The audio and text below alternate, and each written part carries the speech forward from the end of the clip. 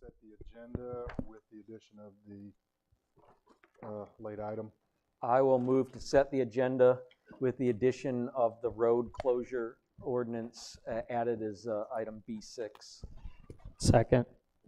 All right, we have a motion and a second to add this as item B6. All in favor? Aye. Any opposed? Motion passes. Agenda is set. All right, moving forward, item 1, we have Graystone Estates Street Lighting Agreement Reimbursement Request. This is a follow-up from our 11/20/23 City Council decision. Yes, thank you, Mayor, members of council. As the mayor mentioned, you all discussed this on November 20th, and the minutes reflect that you made a decision to not authorize payments for previous years for street lighting reimbursements. You also agreed that reimbursement should not be made if the invoices are received after the change of the fiscal year.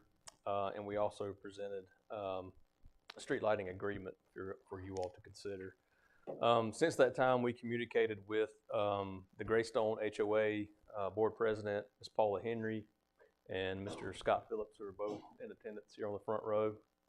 They reached out and I met with them to discuss this matter. And they provided me with some information that was from the previous finance director and the previous public works director.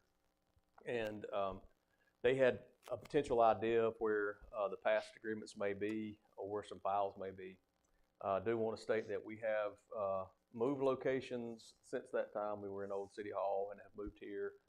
We've actually changed financial staff since that time, and we also changed our financial software. So there's a lot of moving parts in there, and we did go back and look into our files, but we could not find any agreement in the files that were mentioned.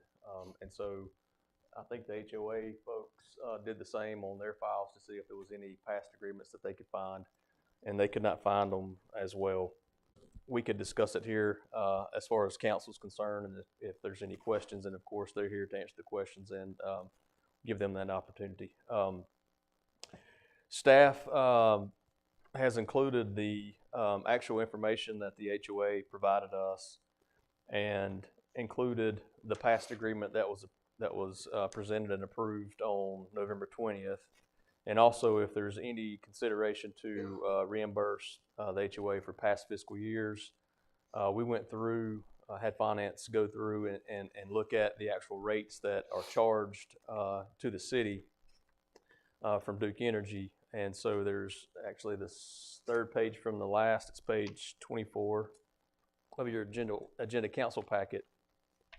We've gone back to 2018 to show how much the reimbursement rates could be per year if council decides to go back and to reimburse. We wanted to include that item as well. Just Rates that the city would have been charged for those specific periods of time. Correct. Yep. If you look back to like 2018, you can see that the rate at that point was $8.73, and then it's increased over time all the way up to current at $15.30. And so that spreadsheet calculates their number of lights that they have, the rate at that time, and the amount, the number of months that are in there, because it changed a couple times within certain months. Right. And you're saying the current rate is $15.30?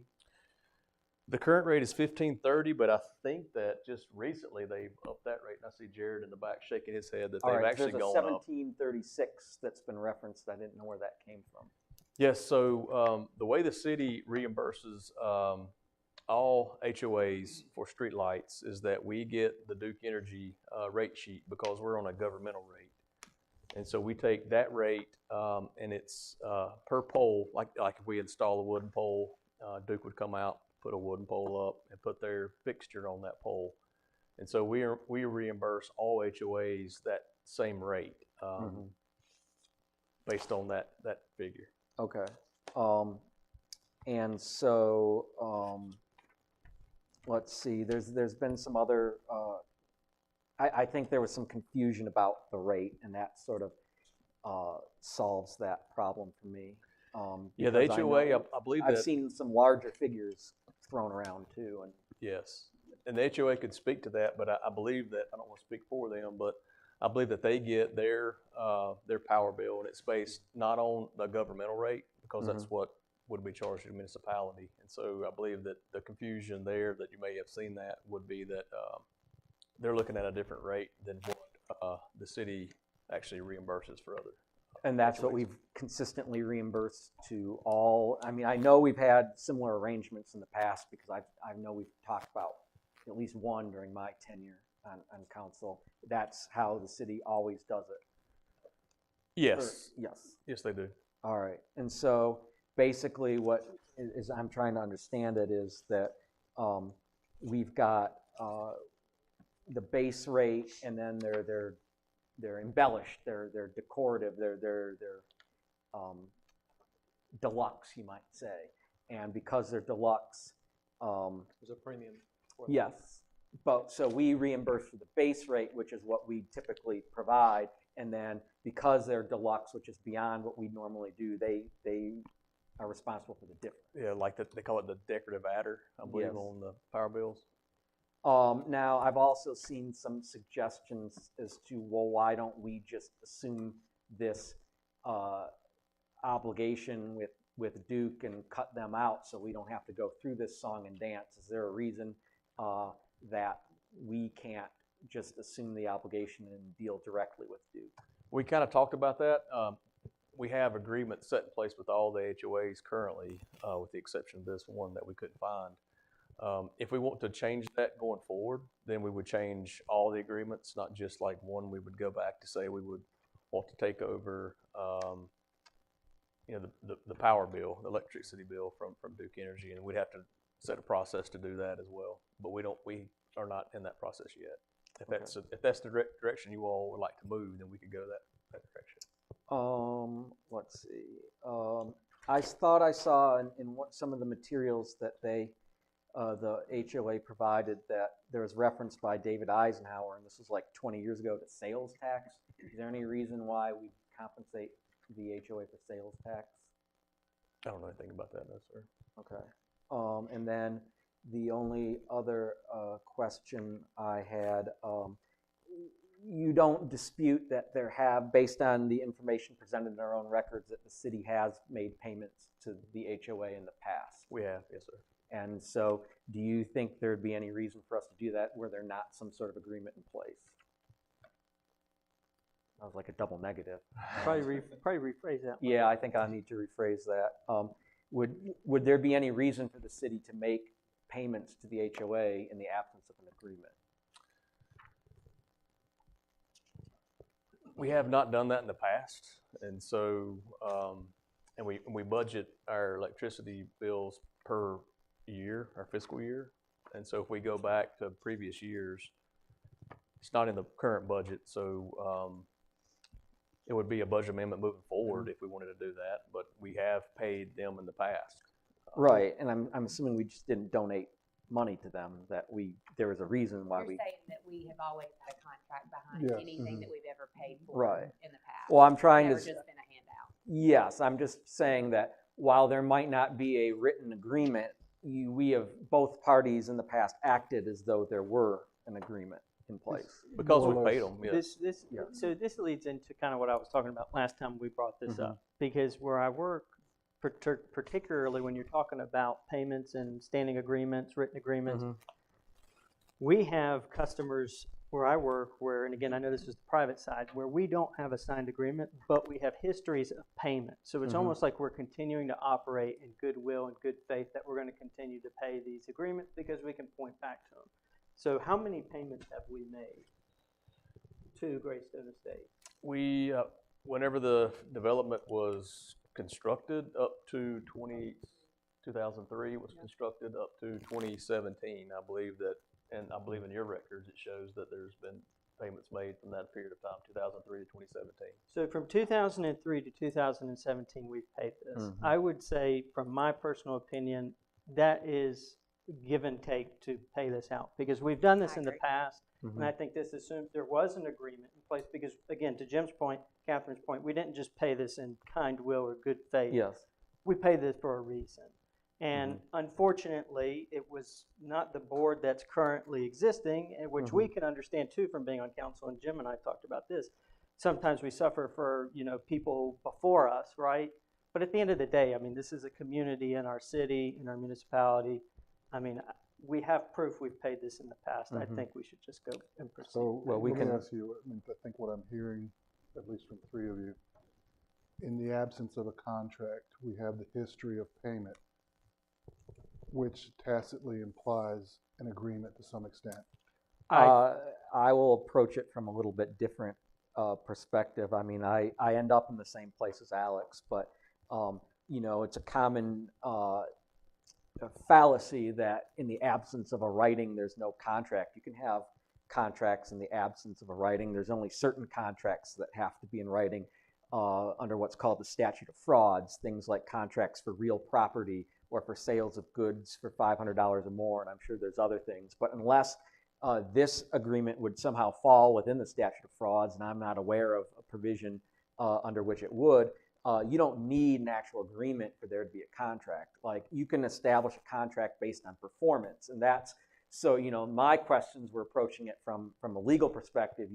Alex is approaching it sort of from his experience, but I think we're both getting at the same thing. You know, the parties performed as if there was an agreement. So to me, the fact that we haven't found the actual agreement, that doesn't necessarily mean that there wasn't an agreement, that you know, the parties were acting as if there were. Now, I think, you know, obviously we should get one in writing. It's better to have a writing, but it's not fatal to not have one. And this is the one sort of anomaly that, looking back on all the neighborhoods where we provide similar reimbursements where there wasn't an agreement that we can locate or point to that initiated those payments. Yeah, I went back into the files, into our P drive, our common drive, and located like multiple agreements.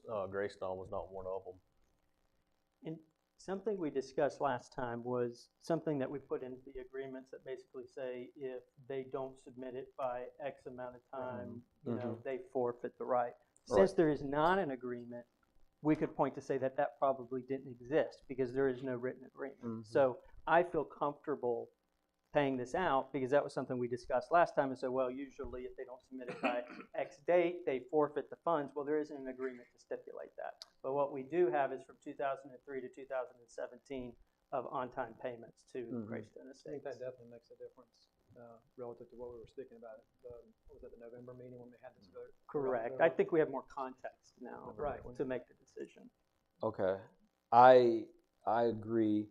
The question then becomes, What's the rate? what's the amount that should be owed and what considerations should be taken into account.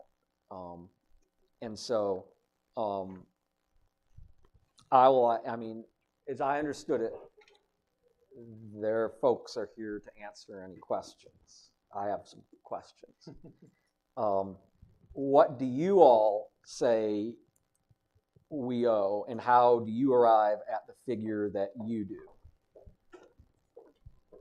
Thank you very much. Thank you for the question. We, based on the information going through many years of archive. Just for the record, and folks at home, could you just tell us What who was you that? are? I'm sorry. Could you just tell us? Oh, name I'm and sorry. address? Paula Henry. I'm the president of the Graystone Estates HOA. So thank you, Mayor. Yeah, the information that I've gone through and the history of trying to figure out what took place, it looks like the rate has been paid $22.89. That was the last invoices that I could find from David Eisenhower and Michelle Wood. And so that's what we have provided, I think, the latest to Miles. So that, and if you look at the rate card that was provided by Duke Power, they're actually saying that our rate is $23.03, plus we pay for a decorative charge, which is $3.69. So, and we understand that is our part. But overall, our neighborhood for that period of 2018 to current, we've paid $22,703 to Duke Power. But you acknowledge that that's not, that's the total amount that you paid, but some of that is your responsibility. That is correct. Okay. That is correct. And, you know, we've talked about this and the city not making the payments, but I believe in your submission you also acknowledged that after 2017 you all stopped sending invoices in a timely manner. Is that correct? That is correct. We also had changes in our HOA procedures, and that was not passed on. Yes, and I understand that that wasn't you, that wasn't Mr. Phillips, but as Alex said, I mean, you know, that's sort of that's how organizations work. I mean, many organizations have dealt with legal issues where, you know, the people there at the moment are not the ones who got them into the mess, but they still have to deal with it. Deal with So, it, get it up, right.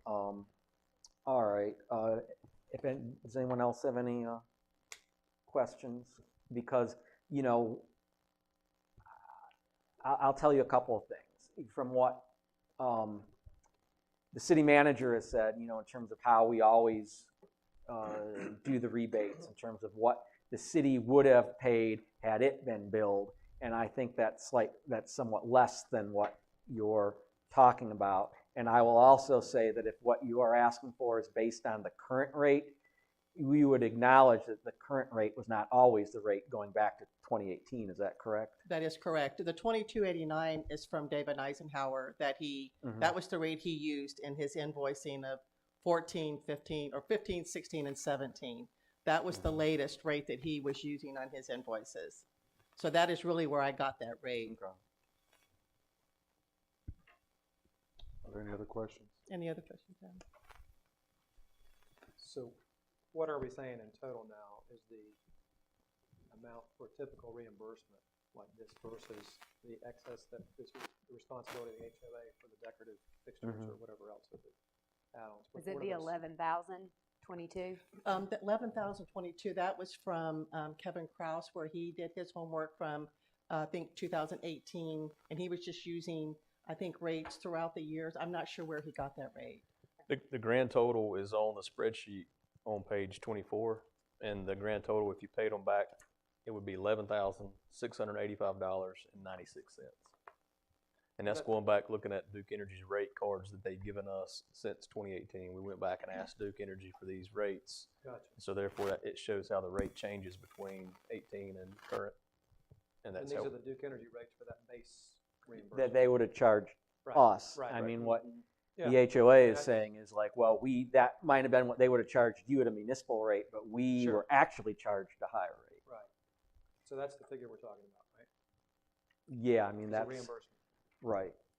I mean, I could approach it a couple of different ways. I mean, we're talking about an agreement. Well, you know, I think both parties share the blame here, 2020, because the agreement that we propose picks up at November 1st, 2023. So let's go 3 years to that. I think you get something around 6,200. Without a formal agreement, though. Right, right. And, you know, to me, that,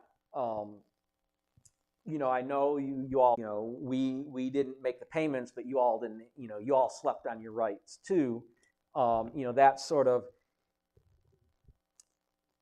of acknowledges that, yes, there's some blame on our part, but it's going to prevent, you know, you can't say, well, hey, somebody can't come and say, hey, you know, 20 years worth of stuff we want to be reimbursed for now. You know, there is a statute of limitations. I think another way to do that, if that's not what we want, you know, if we say, well, let's do the 11,000 set forth, the full 11,000 set forth in the spreadsheet, you know, that's still, you know, I think the HOA saying, well, the rate was much higher, we should get much more. But again, I think that still takes into account, this is how we've always done things. This is the evidence that we have of how we reimburse. Again, you know, there's two parties that blame here. And so, you know, you all don't get, if David Eisenhower was billing at a higher rate, and maybe he was, but precedent that, you know, the gates are open and Right. everything for many years past should be able to come in, because, you know, at some point, that's why we have statutes of limitation. That's why we have, you know, you sleep on your rights and you lose your ability to recover. So. Yeah, and I get what you're saying too, because again, from my experience too, we can at least go back to this schedule and say, this is our policy, this is our standard procedure. So this is our SOP, right? Our standard operating plan. So, or practice. So if we were to go to the $20-something thousand, you know, we can't go back to that and say, this is why we did this, or this is why we're paying this out, other than maybe, again, to Jim's point, David Eisenhower just paid it out at that higher rate. So I'm aligned with you on that, Jim. I think that Mm. makes sense. Because again, it gives us coverage to say we're not necessarily setting the precedent because we are using our established fee schedule to pay this out. And there's evidence of Of payments in the payments. past. And going forward, that would be the presumed rate as well, but what we're looking at here in this If table. they agree to the lighting agreement, I believe that has A contract in place Yes. that both parties can agree to and have that setting precedents going forward. Because we do believe that the precedent has been set, like you've said, and I really appreciate that. The one thing I don't know if you've seen in your packets, but I did find in 2003 where when the city was doing inspections on the streets, when the neighborhood was becoming live, and we were turning on the lights from Duke Power, in there is where the city of Belmont indicated, and I think I've sent that to you, Miles. It says, we will, once you've hooked up the lights to, once you've added service through Duke Power, we will take the responsibility of providing the utility bills, the utility charges. And I don't know if that's in your packet, but that was the only thing that I could find that really, that tied us. And there was no instructions on how you bill, what you bill. It was just, we will provide the rebates of utility charges for Didn't those street specify lights. base. A new document that's been introduced. I'm sorry. This is a relatively new document that's been brought to light, this letter. Yes, I just found that maybe a week ago after going through all the archives. And I think what the mayor was getting at is you've come across it. Obviously, the document itself is dated in 2003, Right. but it's just been found, so it would have not have been before council back in November. That is correct. Right. That is correct. Okay.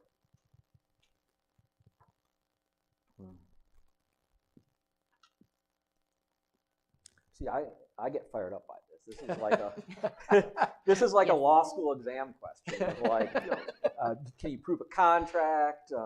What are damages? This is intriguing to me. Just what all are you all thinking in terms of what? I think we're all in agreement that there should be something, but what do we want and how do we arrive at it? I think if both parties can come to an agreement, I think, again, for a coverage perspective, I think the 11,685 is something that I would consider fair, considering we don't have an agreement. We are trying to make good faith. We can at least fall back on this to say this is an established fee structure of ours. From, again, what I would be looking at an audit perspective. Because as far as the payment, as we've all established, I mean, I'm fairly satisfied from 2003 to 2017, we have some sort of agreement, whether that be verbal or a missing written document. Let me ask Paul, that proposal that he was brought forward just now, is that defensible? Because there was. It's going to be different, the facts are going to be different, but I think what Councilman Suggs just said is reasonable. And statute of limitations can be waived. Jason, Catherine. No, I fully agree. I think that the 11,685.96 is the right thing to do. I think that even though we didn't have a contract in hand in place to make this right for their neighborhood, it would be right to pay at least Especially that. since there's established payment history. Right, since '03. Now, if we had 0 records, then obviously this wouldn't be a conversation. But because we have all the way back to June of 2003 with consistency until 2017, I think this is a pretty fair Is the decision. reimbursement or the agreement contingent on one or the other? Are they both independent? Does it matter which one we? I think you guys were just waiting to sign the agreement until we settled. Is that what you were alluding to? Correct. Yes, with the intent also to make sure we have the right proper just what are the place and how often. Do you want it quarterly? Do you want it annually? How? Those have not really been discussed, and that's not part of that agreement. So if we want to put that in there, just to make sure we're all clear, but I would like to understand what that is. The second part of it, as we're talking about the 11,000, I know you've got your due budget year, July of 23 to June of 24. So I know that you were asking for us to sign the contract and make it effective July 1. So I'm assuming we would bill separately for July 1 to current, right? We would bill for 2 quarters and 203. The contract as it's written says, November 1st, 2023 is when you can invoice, for everything after November 1st, 2023, but you raise a good point, because you don't want there to be double compensation. Yeah. Yeah, so we just need to make sure that whatever we, and I will also point out that this 11,600 figure, that is through December 31st, 2023. So we either take some out of that, or when we have the agreement signed, we say that they can, the billing shall commence from January 1st, 2024, just so it's nice and. I would suggest, I don't know what would be easier for you, Miles, but I would think we go ahead and pay through the December 31st and have the agreement amended for a January 1st start. I think that's easier than trying to. That's fine with me, and it does state in here, to your point, Ms. Henry, is that payments from the city to the owners we make on a quarterly basis upon invoicing, commencing at the start of the first quarter of the city's fiscal year subsequent to the time of the first billing reference in item 3 above. So there already is, like it states, like when you should submit that to us, and then. Does it indicate what we should be sending though? It's an invoice and utility bills? You're right. It definitely has an invoice, but I mean, the backup documentation is great if you have all the, invoices from Duke Energy. We do get That's just those. backup information. Then maybe we should amend that to say invoice and supporting documentation. Yes, something that makes it. Because I can write an invoice and say invoice, $50,000, here you go. But it's helpful to have the supporting documentation. Just make sure we're clear. With support. Yes. So that we don't have to have these, discussions going forward. Absolutely. Which is a good reason to have the written agreement. So that's. So maybe it sounds like council's directionally aligned, but just to close the loop, as the representative of Graystone Estates, the $11,685.96 sounds to be where council's landing. Is that something that would be agreeable to Graystone Estates? I think it would be. I mean, I think the HOA is leaving it into my hands. I mean, this was something that's been out there for some time, so I would say that we would agree to that. And I would say To the quarterly, because we Correct. start with a Yep. quarterly. Right. Correct. right. Yeah. I just think, to the extent there was, something from David Eisenhower of a larger, you all have to acknowledge that you didn't do anything for 6 years. So, this is what we have here, I think, is the best evidence of what, I feel more comfortable hanging my hat on that. And, I mean, it's 2 people are responsible for getting us here. And so I think, there's a little bit that needs to be given up perhaps from your all's end as well. All right, so Absolutely. Absolutely. We erroneously did not invoice you. Mm-hmm. So it's, where we are now is we're more or less seem to have an agreement to reimburse at $11,685.96, with the understanding that we will have a new contract drawn up beginning January 1. Well, I would say. Quarterly. Oh, I'm sorry. Go ahead.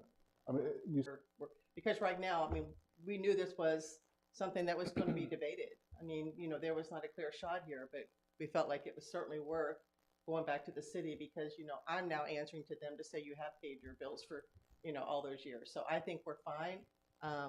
I will go back and we have a meeting on the 23rd, but I think we're fine. I think I can go back and say the city is agreed, both parties were at fault. And we're going to take the 11,000, the amount, maybe we can get that from you, Miles, and then we set up that contract going forward. And then I've actually got folders that I've set up that are going to be, after my tenure, we could keep passing it along to make sure they're very clear. And I'm assuming the same thing would happen here as well. So if we ever had to recall it, we would know where we are. Well, certainly, I think, Richard and Alex and Jason, I think, remember, we had something similar with the Housing Authority where for many years We waived. we had, that, and then we caught up, and they've been providing us the periodic updates going forward like they were supposed to all along. So I think we can sort of do a restart and work forward. I would just say, Richard, I don't necessarily know if I call it a new agreement. I just amend the agreement that we already approved. Item number Well, I mean, 4. however you It- want it to make the makes- motion, It that's makes fine. sense for them, if y'all are agreeable, to pay the money at the time you sign the agreement that's on the table. Now, Okay. The amendments that you Let me state. stop for a moment and recognize Miles. Yeah, just for transparency purposes, we'll have to bring this back to the February meeting for a budget amendment that we just can't pay it between now and February, and that we'll have to bring that back probably on consent, and then at that point, after that, we can cut the check and execute the agreement. So just so you all are aware, after the first meeting in Do February. you So need can we anything draft the from me agreement or between an now and then? invoice or anything? Well, yeah, I mean, the agreement's drafted, it just has to be modified. So I would make a motion to amend the agreement, the draft agreement previously approved by council, to now state in paragraph 3 that the period covered shall commence with the first billing submitted after after January 1st, 2024, and adding to paragraph 4, invoicing with supporting documentation, and that upon the presentation of a budget amendment at the February meeting to authorize the reimbursement to the Graystone Estates Homeowners Association of $11,685.96 for past payments from 2018 from January 1st, 2018 through December 31st, 2023. Second. All right, motion and second, all in favor? Aye. All right, 30, but I think Duke just went up like to 1550. So 1550 is the current rate. They may change it in another month. We don't know, but that's the current rate. That'd just be helpful just to know, because I know that we, based on the information that I found in our files, we didn't really have any updates throughout the year from the city of Belmont nor from Duke Power. So what I provided you was from 2018, and then the one that I got from Duke in September. So I just want to make sure that we understand what the rate is. So if we can clarify that, that would be great. Okay, thank you very much. Thank you. I really you. appreciate it. all right, that brings us to item number 2, fire station location analysis study. I believe the chief is going to present. Thank you, Mayor, members of council. In 2003 budget talks, there was a request for, we were looking to build a North Belmont public safety facility. A location was in question along with to get max points with. Good evening, Mr. Mayor, council members. Thank you for the opportunity to be with you here tonight. We appreciate the opportunity to share some of the information that our team worked here with Belmont. Before I get into that, let me say first thank you for your service to the folks of Belmont. I know it takes a whole lot of time and effort, and it's greatly appreciated. Your fire chief has been excellent with this. Are you Mr. Grayson or Mr. McNally? My name is Greg Grayson, and Robert McNally is my colleague who's here with us tonight. Thank you. Your fire chief has been excellent in working through this process over the last several months. Just very, very professional. We appreciate the opportunity to work with him and your staff at the fire department. I also want to say the level of engagement of your city manager has been very high as well. That's big commitment. We don't always see that, so thank you so much both of them to allow us to be here today. So we want to go through some of the background and how this process is conducted. Robert McNally is here with me. He is our GIS specialist, but I'd like to step through some of the components so that you know how this model is derived and how this works. And so I appreciate that opportunity. Let me see if I can move this forward. Okay. So we work with local governments throughout North Carolina. These are just some of the most recent municipalities and counties that we work with throughout the state.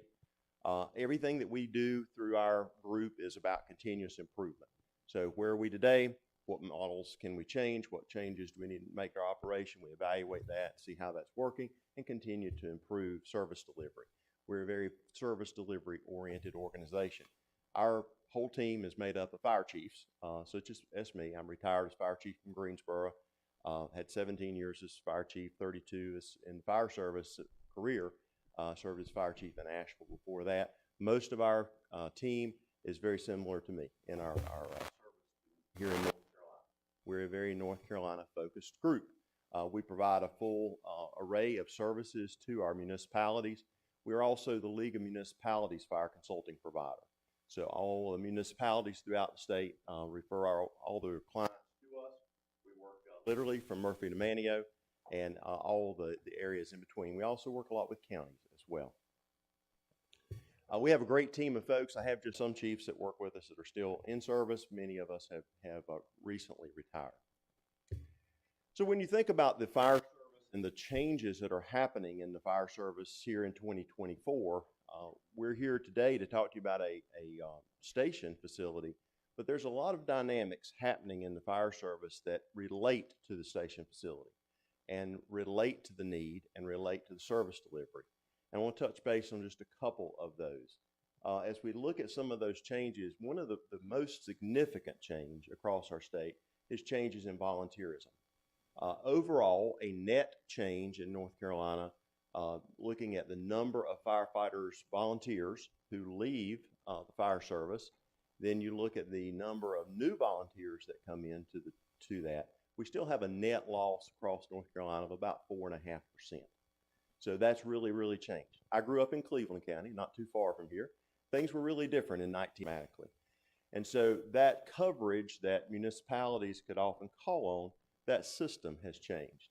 One of the other significant changes that we note here on this list, obviously is the growth that's happening across the state and the growth that's happening here in Belmont. But also the cost of operations, that has gone up so significantly. It's really difficult to get your hands around sometimes how much this has increased. And these are the types of things that fire departments are challenged with. These are not like to have things. These are necessary things. We're talking about breathing equipment, radio communication equipment, personal protective equipment. All of that has gone up so significantly, not only pre-COVID, but really after COVID. Cost of apparatus, fire apparatus, engines, ladders have gone up significantly, and the turnaround or delivery time on that now is 2 to 3 years once you make an order on fire apparatus. So the dynamics are really changing.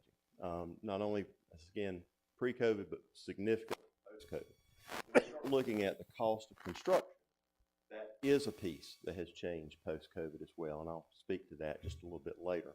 But a lot of dynamics are changing, the greatest of which is around the changes in volunteerism. Our purpose in looking at this information, we are an independent group, but we're looking to try to provide the strongest, most sustainable system for Belmont. And that sustainable piece is very important as well. But our focus is your service delivery to your residents and businesses here in Belmont. So as things we were asked to look at, particularly for your department, there were 5 key pieces that we worked on. And I think you have the report and have some of this in detail. So I'm just giving a very quick high-level overview. But we looked at your statistical data. That's essential to determining where stations are they placed correctly, where stations are needed. We look at all the incidents that you have had in the past. Past incidents will be the best predictor of where future incidents. But we take that a little bit further in the GIS piece, which we'll get to in just a moment. Sorry, just to confirm, we're talking citywide, or are we talking just the North Belmont area here? We look citywide. Okay. We look at your entire jurisdiction. And so we look at a number of incidents, any that we're able to review and determine that. We also look at your city with terms of community risk. In other words, where are your hazards and your risk in Belmont, and how are they changing? Obviously commercial property, but your residential, what is already there and what is planned. And so we look at a lot of demographic information too. The needs, projected needs based upon the developments that have been approved and additional information. Much of the work is through the GIS system. I know you're familiar with that and working with Belmont, but it's the model itself is really powered by that, but there's this tremendous amount of data that goes into that. Our role is to try to give you information as policymakers and decision makers to make the most informed decision possible. And so to do that, we have to collect all the relevant data and be able to have that within the modeling. So the GIS system helps to do that. And we'll show you some of those outcomes tonight. And then the station needs analysis. What are your needs? What are your size needs? and provide some calculations on that. As you're working with your capital improvement plan and you're setting those determinations out, realizing this is the size we need, this is the cost per square foot, that type of thing. We looked at that for you as well. And then we look collectively, be there, and we'll talk to you a little bit about that tonight as well. Quick question before you dive in, because this was something that I had when I was reviewing and reading through the materials, just so I understand when we're looking at this presentation. Your scope is not just within the city limits, correct? Because you're also factoring in our interlocal agreements with Mount Holly and other municipalities, correct? Correct. The data that we capture, though, about your calls are your calls, or Correct. the calls that, Yep. that are in your jurisdiction. So, we really aren't analyzing your automatic aid or your mutual aid. The Okay. call itself is really specifically to your department's jurisdiction. But would the data also, and you might go into this, but would this say who is responding first, whether it's Belmont or Mount Holly or someone else? Because again, we do have those interlocal agreements, and why I'm saying this ahead before we get into this, there was a big discussion of there's a reason why we have interlocal agreements that we can rely on to help share costs and cost sharing. Because going down this route is a pretty expensive It is. endeavor, as this report will say, right? It is. So I want to make sure when we're reviewing this, we're including that detail in there, because that's a very important detail. Just like when we start sending like sewer over to Charlotte, interlocal agreements is what is helping municipalities stay sustainable that are smaller, that want to keep their tax rates low. You get what I'm saying? Absolutely, Okay. absolutely. And in the fire service, we've done some work with Gaston County as well, so I'm pretty familiar with your neighbors. Mhm. We did an analysis for Gaston County and some other dynamics with strategic planning and districts. But there's two types of aid. There's one that is called automatic aid, and that means that the incident occurs and the jurisdiction that is in an agreement responds automatically. There's another type of aid that is mutual aid, meaning that we arrive and we see we need help and we call for help. So there's two different types. Every fire department needs assistance. Your department needs assistance. In Greensboro, I had 650 firefighters. We needed assistance. We had incidents, multiple incidents occur, large incidents. Every fire department needs assistance. They may receive it through automatic aid or mutual aid. So your agreements to do that are essential. They all really, the backbone of all of them is reciprocity. So we'll go help you if you'll come help us. Okay, so sometimes there may be financial considerations, there may not, but the premise is you come help us, we'll come help you. And so we did look at all of your area really, as the city, but we also looked at where the areas you're growing into, maybe is a good way to put that.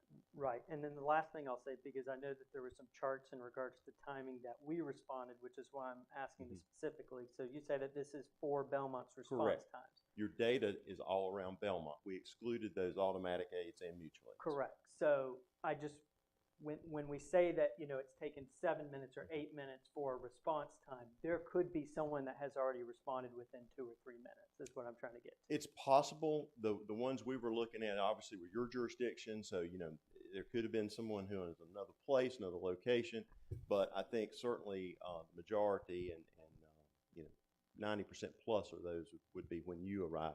We're really marking your first unit upon your first unit's arrival. If that makes sense. Okay. Yeah. I can't say that there yeah. aren't incidents that another department, happen to be there at that particular time, but the recording timestamps we're looking at really looks at the incidents occurring in your jurisdiction. Okay. Thank you. So this is too small to read. You do have this in your booklet, but I just want to show these are the things we were asked to do. Really look at the GIS data model and data analysis model, both on where you are and the future modeling for fire stations. We also looked at the statistical analysis, Councilman, as you referred to, as you look at the service delivery time, the level of service, the standard of care, if you will. What was that for the people of Belmont? We looked at this community risk analysis piece.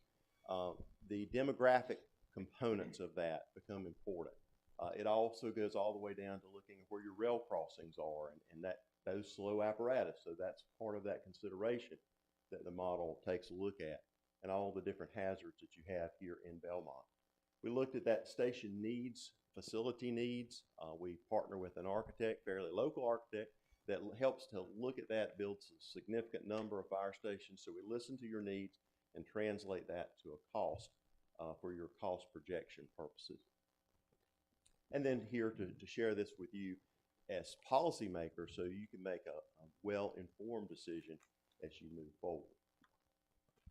Bottom line, we're here to help you look at areas of consideration for future fire stations and also strengthen your system and strengthen your service delivery. That's what we're all about. How can you improve the service to the people who you protect? And as you grow, that becomes even more important. One of the pieces that's important to understand, fire station locations, if Mrs. Smith smells smoke in her house or her husband has just collapsed in the floor, she's going to be dialing 911. Her interest is, okay, I've dialed 911. How long does it take for the fire department to arrive and start providing service? There are many pieces to that.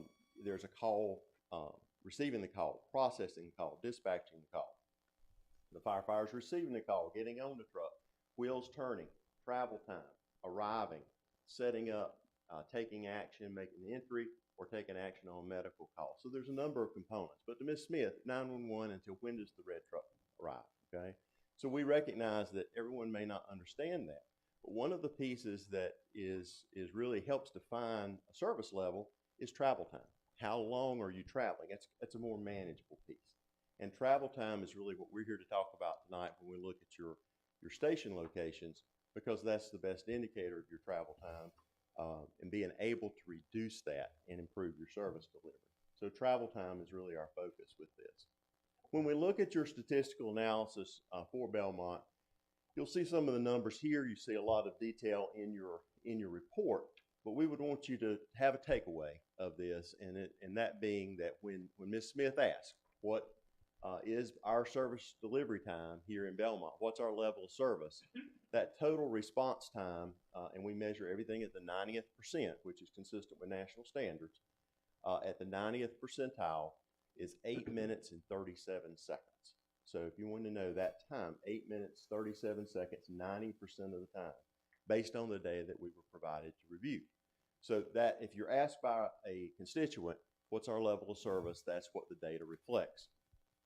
Over that period of time that we looked at, I will say that trend is worsening in time, and much can be attributed to traffic and growth. We work with a number of municipalities and see that. So as a community grows, there often emerges this need. As we grow and we expand, we may need a station in another location. Yes, sir. I'm looking at your report, and I see your discussion of this, but it says in the report, total response times have improved during the evaluation period. So I'm confused now that you say that it's worsening. So there are a couple trends that we'll note to you. So when we look at all those pieces, if you look over here on this side, you'll see what some of those what we identify as gaps as you're looking over a longer period of time. We are seeing some worsening with that. We do combine that call processing time as well. And so we just would anticipate, we don't have all the reasons for that, but to say that some of those times are not improving. And so some of that could be around the traffic issues and growth issues and expansion issues within the municipality. And just to clarify as well, because again, and I know you'll get to this in the future, but 38% of our calls are medical related, not fire related, medical related. Yes. This 8 minutes and 34 seconds includes It's reflective of all emergency calls. all emergency calls. We take out of that, as we said earlier, we take out those automatic aid and mutual aid. We also take out non-emergency calls because you really shouldn't be measuring that for emergency call purposes. Assist calls, tree down calls, those have all been removed from that. So all of these are reflective of true emergency calls. You mentioned 38% for medical calls. Do you have a number for actual fire calls? It's in that data. 3.24%. So the How much? number of 3.24%. Actual working fires? That's what it says. And that's very typical. Most municipal departments we work with is going to be somewhere between 60 and 70% of medical emergencies that we work with statewide. That's more the number that we see. But as you're responding to those should be the most critical medical calls, which are, you're arriving at. Some departments answer more than those. Medical calls are categorized as Alpha, Bravo, Charlie, Delta, and Echo, just levels of care. Most critical is that Echo. Different departments respond at different levels. And so when you think about that type of measurement, some departments may respond to those Charlie calls. Some may only do Delta and Echo. So it varies, but you're not out of the trend or averages with other departments with that number. I guess that's part of what I'm wondering. It's just educating myself on sort of the protocols here. What determines when a fire crew responds versus, say, an ambulance with paramedics? Is that just based on that tiered? So when Ms. Smith makes that call to 911, they're going to get basic information and hopefully get the initial units responding. But they will ask clarifying questions. There's a program called Emergency Medical Dispatch, or EMD, and it asks questions that guide the telecommunicator as to how serious is this call. If someone's having a heart attack, they're not breathing, there's been severe trauma, that's going to be an echo type call. We need whoever is closest to go to that. Right. If someone's complaining of something very minor, then not. An ambulance response, and it may be a non-emergency ambulance response, depending on how GEMS handles that. Different counties have different protocol, but it categorizes all those calls, and it forces that call to do that. So in most cases, fire departments are only responding when they're to those most acute calls or when there's no ambulance available, and that happens pretty frequently too. Often, or the yeah. time for that is going to be so lengthy that the telecommunicator says, we need to get somebody going to help this person. So we did look at your community risk here in the community here and what some of those are. I highlighted just a couple of these. In many of those, Belmont is favorable. We compare some of your demographic data to the state average, but I listed a few here. We look at the age of the housing. That's one of the factors that the model considers. We also do look at some of the socioeconomic issues and challenges of what like median income is listed here, and some of the other demographics with age and the aspects of your population. Obviously, you're very familiar with your growth that you have occurring, and one of the challenges in any area of growth, and yours as well, is some of those daily vehicle counts. So this is just a little information about the types of things we look at. Your report gives the detailed data, and we do look at those types of aspects in community risk. I'm going to move to the geographic information system piece here and cover this. Again, we use a very robust state-of-the-art model to take all of this data and try to put it together in a way that is as predictive as possible, current accurately, and then predictive as possible. Excuse me, I'll real step quick. you through some of those. 91. Yes, ma'am. 91. Just kidding. Sorry. I'm sorry, when it transferred some of my numbers. It was saying a different number, and I couldn't find it, and I really couldn't. I couldn't I'm sorry, some of the focus on what you're saying. Let me some of just go the back to that. numbers moved.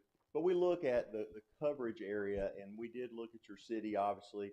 We also looked at some from South Point because you collaborate already in that location. And we looked at some of the size within the community fire district as well because of the growth and the growth trends there. We looked at population of all of those. Population is a great indicator as well. That's one of the primary drivers. Wherever your centers of population are will be where your emergency calls occur. That's empirical data, and it'll show wherever that population is, obviously is the demand and hazard risk. We did look at this historical demand, and this is what we call a heat map. It's simply showing where over the number of calls we looked at, incidents are occurring. Many times you'll see those where there's more density population, or you may see that where there are transportation corridors. And in those transportation corridors may generate some of those call volumes too. Medical care facilities, special care facilities, some of those may also provide that type of information for you. We did also look at the hazard and risk demand within the city based upon your current planning and zoning. So we looked at not only what you have today, but what zoning is planned for in the future. And Robert is able to take that information along with everything else we've talked about and help predict what demand could be in the future as well. So based upon each of those areas, they're assigned a value. Those that are, for example, industrial, commercial, that have a high risk in that facility, you'll see colored in the red, orange level. Residential, that's not multifamily, that's spread out longer, a wider space around homes, not as densely populated. Those will be more in that green color.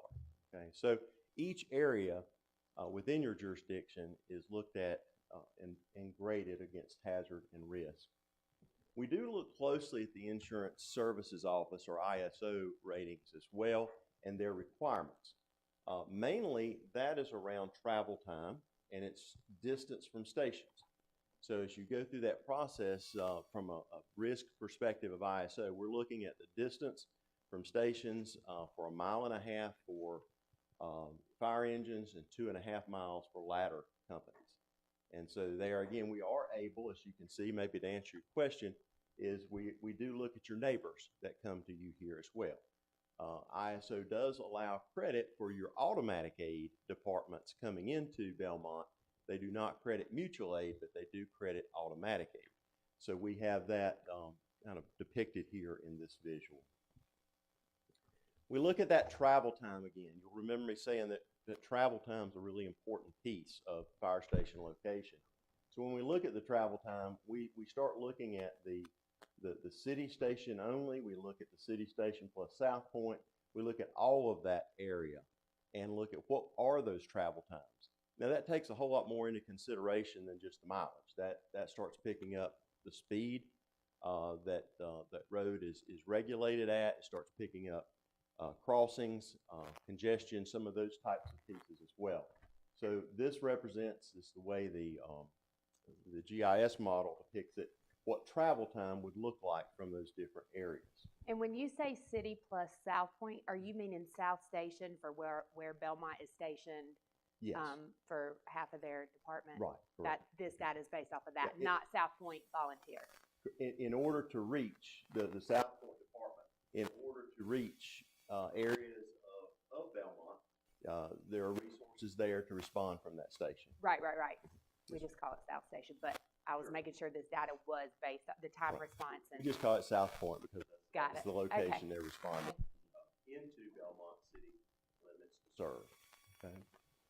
We also look at the ability of the department, again, with that aid and with the people coming to you, to establish an effective response force. That's very, very important. There's a legal requirement that you have to have enough people on the fire scene in order to make entry. That's kind of the baseline. But beyond that, you want to be able to assemble a number of firefighters that are needed to safely operate. And so one of the pieces of modeling, taking all of that, all of those factors in concern and putting those together, is where are your areas that you can most readily gather an effective firefighting force? And that's depicted in this visual here as well. We do look as best we can with being able to look into the proverbial crystal ball by looking at what development you have approved, what units are there. There are measurements that can be added and compiled to say for a single family home, this is what you can expect in population.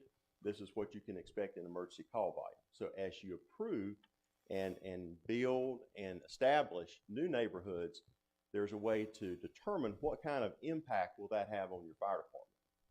The more calls you have occurring, the more incidents you're going to have when you have multiple calls at the same time. or you may have your company committed to incident 1 when incident 2 occurs, that type of thing. So it's a great predictor to be able to do that.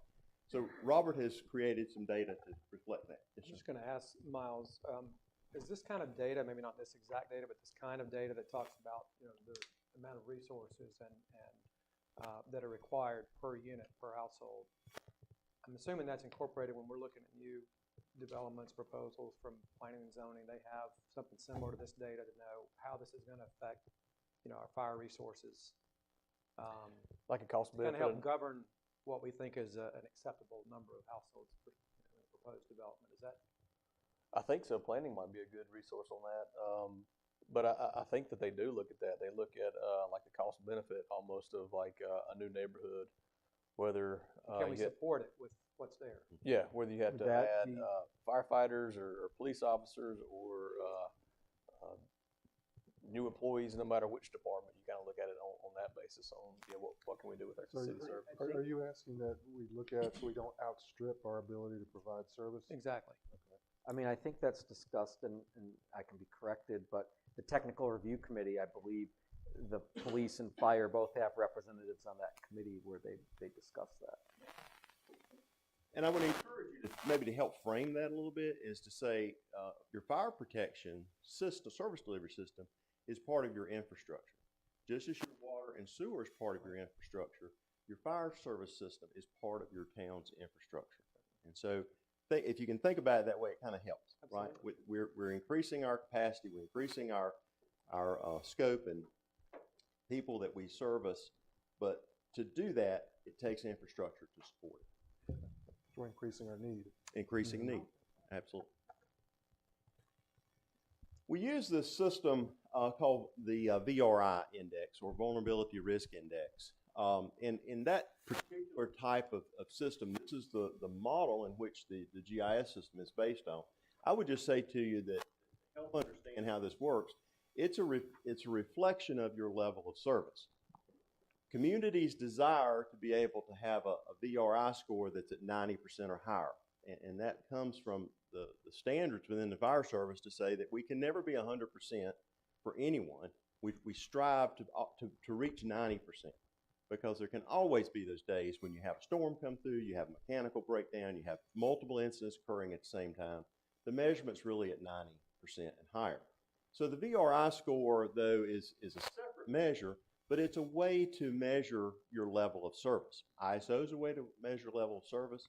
Some of the components of accreditation are a way to measure a level of service, but VRI is a way to measure a level of service as well. And so that's the model that our GIS system utilizes in using these scores and ratings. The entire jurisdiction, Robert lays this net over it. It's these small hexagonal areas. And in each of those areas, there's a VRI score that is measured.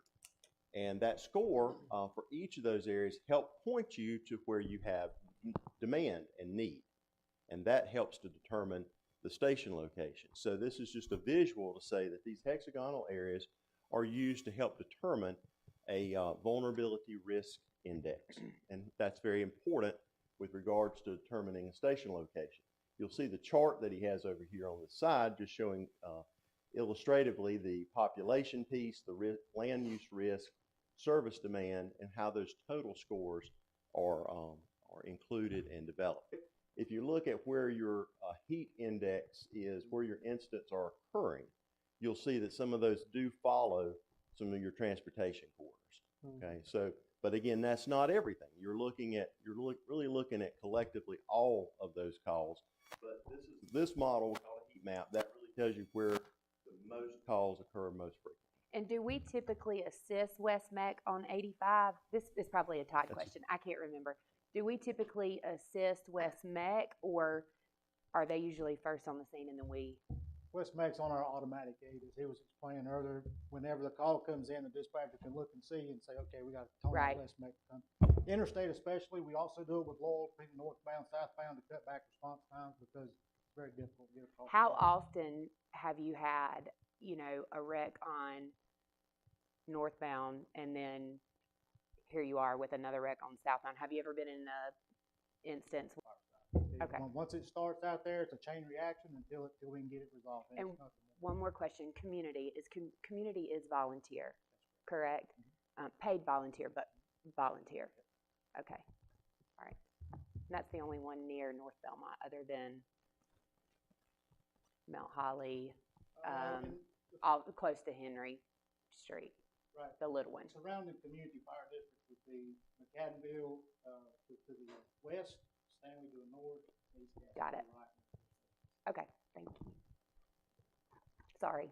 And I'll go back just a moment in response to your question and say those dynamics that are affecting the fire service and that are affecting Belmont are also affecting those neighbors, particularly those that are combination departments or volunteer departments. Sure. Real quick, earlier you stated that the volunteer percentage was net loss of 4.2%. What is it normal? In previous years, it's been growing. If you want to really go back, but especially, I would say certainly in the last 10 years, that number has been declining every year. I could get you that specific year, but it's been declining in recent years. But if you look at the last 5 years, which did include pre-COVID, post-COVID, it's averaging about 4.5%. And you're seeing that trend statewide, you said? That's statewide, and it's not a North Carolina thing. That's a national trend, and it's not just fire service. It's kind of volunteers more. It's really sad. It's a societal thing. And those numbers reflect that. I'm curious, when you say statewide, are you talking about it as an average, or do you see that there's a reduction, say, in the Mecklenburg County area, but it's still strong maybe in the coastal area? Some counties that we've worked with, maybe have a lower number. That's based upon the rosters that fire departments across the state, 1,300 fire departments, submit to the state. And so they have to categorize how many people, how many are paid, how many are volunteer, how many, different categories. That data comes from North Carolina State Firefighters Association, who collects all those rosters, and it is a statewide number. There's some areas that are being hit harder with changes in volunteerism than others. I've worked with some rural counties that's had some decrease, but not significant. I'll call it the crescent. If you look at the area development, though, from Raleigh to Charlotte, those have been probably significantly higher. Weighted average, it includes the high, the low, Right. and then everything in between, right? But as it pertains specifically to Belmont, I would be interested to understand what the Gaston County number is. Because again, we're looking at this from a window of how does it impact us, not necessarily the entire state. So I would be curious as to what the county number is for that. Chief? Currently, when I went into office, I had the current adjacent fire department sign a mutual aid agreement because we did not have one on file. Mhm. In the north, when I spoke with Chief Jackson, I asked for an engine and 2 personnel, and he could not guarantee me that. It's automatic aid. He's only 1 engine and 1 person is all I can get from him. South Point's having trouble with scheduling as well, just because of the demand for firefighters. They don't have, and it's not a blame to any of those 2 agencies. It's like he said, it's across the country. Is there anything you guys have seen, maybe in other parts of the state, just creative steps that municipalities have employed or are considering to help promote more growth in the firefighter? In ranks? volunteerism? Yeah. That's a really difficult question. But Obviously, money is always an incentive. well, there are different strategies that work for different communities. I would say though that a real focus on volunteerism. We recently did a study for Yadkin County in a county environment, and we made a number of recommendations to them after collecting a lot of data. I'm just using that illustratively, and it's really a buffet approach, if you will, of trying to determine what we can do in this community. One of the strategies that we recommended to them as an example is to define and put in place a volunteer recruiter so that when people do have a question, they get a response, they get it quickly. Many volunteer stations aren't staffed or operated. Hey, maybe I'm interested in volunteering. Is there a central point of data? Kind of to your point about the number of people, is they also collect for that county how many people are in, how many people are out. When people leave, doing exit interviews, why did you leave? What changed? You were a member, you're not now. Why did that happen? So that was one strategy that we offered, to them. There have been strategies about training and providing training. It's the reality is just many people are really busy today. And whether you're talking about a volunteer fire department model, private nonprofit, others, churches, everything else, it's just people are very busy. Is there collaborations with any, I think we've talked about this, like with some of the schools, even to try to recruit some of the. There is. There's a high school program in North Carolina. I'll let Chief address that. That is helpful in getting volunteers. The numbers are good throughout North Carolina, but if you look at how long do those volunteers from that high school program stay, Right. That's our greatest challenge there. They may stay there for a while, but then they either move to go to school or to accept a job elsewhere, that type of thing. Chief, did you want to address? Let me ask you this, not to get wander too far off topic, but previously council had touched on something similar. The city possibly offering some scholarships to some of the folks at South Point. Accepting the scholarship would require X amount of year commitment to our fire department. I mean, do you see anything like that? Because we're going to build firehouses, but then are we going to have a problem populating them? And I think a volunteer fireman, coming from a wife of a volunteer fireman and a full-time fireman for Belmont in the past, I think that, you know, this is all my opinion, and I'm learning sometimes you shouldn't state your You've got opinion. a good perspective. But I'm going to just state my opinion. I think that, you know, I'm for you guys. You know that. I think that if we're going to build fire departments and we're going to need to fill them, we need good quality firemen. We have great firemen. We have great public service employees. But I feel like having, like my son is fixing to be 13. I want him to get in like the junior fire program. I want us to bring that back. I will be a representative for that. You heard me on that. But those are things that I think that can help build these volunteers back up, and these volunteers will be in these departments and be able to fill these departments and create quality employees eventually. And like you said, maybe having some kind of scholarships that will boot them into a position at some point, because not every kid goes to school. A lot of kids now are going to trade, you know. Create that pipeline so that even if you do lose some of them, they graduate, go on to other jobs, or go out of town to college, you got a backfill. I would recommend considering asking people who are there what would be helpful. One community, one department's areas that they think would be beneficial may not be another.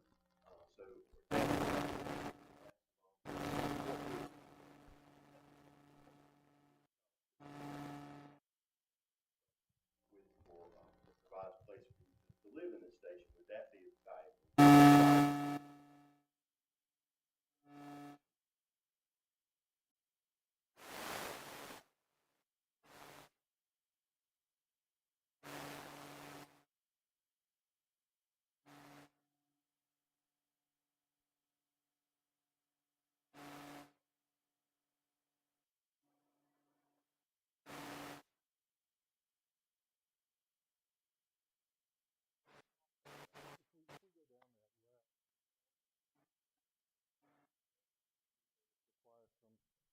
Reciprocal commitment, so we don't become a training ground for the two larger markets, east and west of here.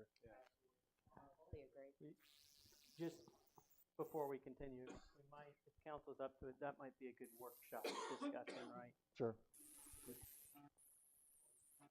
I'll go back into this again. We were talking about putting this net over your area, rating every one of those hexagons. See, helping that helps determine an area of interest. Net is laid over. You'll also see from this where the color differentiates. The darker the color, you'll see that's showing more of a demand. And that means that's where most of the people live. The instance are occurring. That's where your zoning shows, you know, either multifamily, industrial, commercial property, all those things that we talked about earlier that go into this model. This helps to pick that. And you see where your current station is placed, but you can also see those cells that are darker colored just north of that location as you grow and continue to grow. The model that we applied here in Belmont does indicate that you have an optimal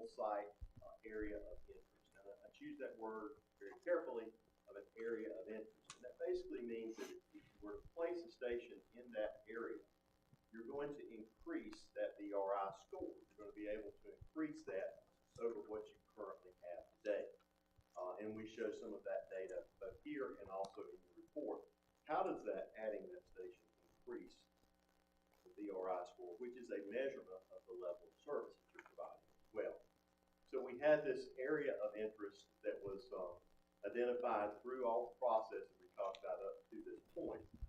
We also did look at, are there opportunities because of your close neighbors, because of your geographic location, and we're looking for an area that Belmont needs in this location, really what's circled here. We're looking for what Belmont needs, but are there opportunities that there could be any regional partners and approaches to this challenge?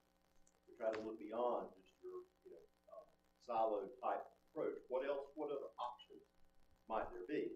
And so this again indicates this entire area as more of a regional approach. And I want to go back for just a moment to say that one of the methodologies that's changing throughout the state that we have the chance to work quite a bit with is when departments, as these costs go up and volunteerism is going up, there are the number of departments that have merged with municipalities. There's volunteer private nonprofits that have come together because they can more effectively use their resources when they come together rather than being independent. So we really looked at this and saying, is there other delivery model options that might be available to look at? And so when we look at that regional side, we look at where the model placed the station for Belmont, and that's indicated here in this picture, and you'll see one in your report with that star. This is the model. Well, when we look at that, we're able to see that it's very, very close to community fire department. And so we ask the question to say to you, that may be a consideration as you as policymakers and decision makers want to look at is there an opportunity for us to potentially partner or work with them in some way? They're a private nonprofit 501c3 organization. They're governed by a board of directors.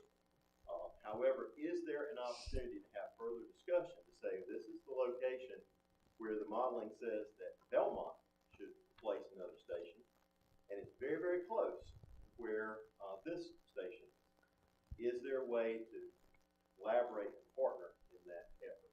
And so we show this to you as consideration as well. Are you talking about, when you say partner with them, in lieu of building a new station, just partner and combine? Well, there's a lot of ways to partner. So, as you have crews that work together, South Station, South Point, you have crews that work together there. There's other models and methods. We didn't look at that facility and how much it would accommodate, what it would not accommodate. That wasn't really something we did. We're just saying when we look at those locations, you want to work as efficiently as possible. Is there a way to collaborate here? That can mean a lot of things to their board and to you as this board. But we say due to the geographic proximity of the two, there could be a smart way to look at how could we collaborate, how could we partner, how could we be stronger, more sustainable. Those words I used earlier. How can we improve service delivery if we work together? Now, to make that happen, obviously both sides have to have a willingness to have those discussions. And hear from the private nonprofit side and hear from you as this governing board, what could you do, what you're willing to do, what size is needed to make this work, is this facility adequate or not, are there changes that are needed, and what are those changes, and how much do they cost? There's a lot of pieces to that, but it was significant to our team to say that there's a need in this location, and there happens to be an existing fire station very close to there too. And it's all a give and take type situation. Yes, sir. When you say for both of these, the more regional approach and the city approach, and you identify, you say an area or a location, do you take into account like what's actually there? I mean, is this land available, or is this the optimal location, but like there happens to be a church there, so that's like... We do not look at the land itself. We just show you this is the location. What we are saying, though, if you put in that particular sale or any sale really adjoining that, it becomes an area. And that area will have an equitable level of improving your VRI score, which is what we're trying to do. We're trying to improve your level of service. So it doesn't say this is the specific piece of property. That's really for the city to make the decision about that piece. But we would say in this particular area is the area that's pointing to. Let me just, 2 quick points. I think Chief Davis and I had this discussion before a while back and agreed that community would be kind of an optimal location for us in lieu, if possible, in building a new fire station. Second, which I guess I'm a little confused about your VRI score, and I may be looking at it in the wrong context, but all of our growth in Belmont is in the peninsula, and that's where we seem to have our lowest VRI scores. So then I have to ask, what is driving those VRI scores? And I think you touched on it, is probably 85 and 74. Would that make some sense? Yes, sir, that's right, because the VRI score takes into account population, it takes into account the risk of the land use, so, and also the demand. So you have high demand in the corridor, 74 and 85. You have high risk in that area as well, so that's driving it. There's not a lot of population on the roadways and near commercial facilities, but those two elements are driving up that VRI score there. Okay. Go ahead, Dave.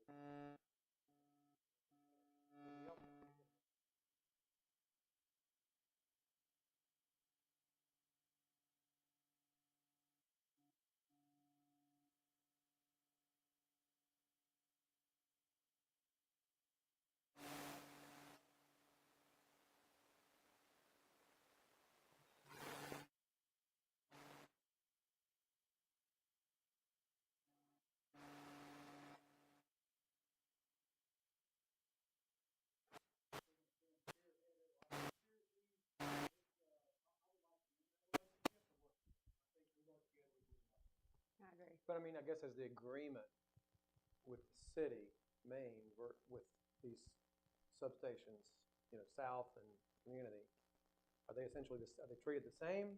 They're not. We have a contract with South Point now that will expire July the 1st. That'll be our last payment for that bill. At that time, matter of fact, I'll meet with Chief King on Friday to get talk there. Only thing we have with community right now is our automatic gate. So what will happen, is that when the city assumes ownership of that station and full staffing and all of that? I mean, we won't do it.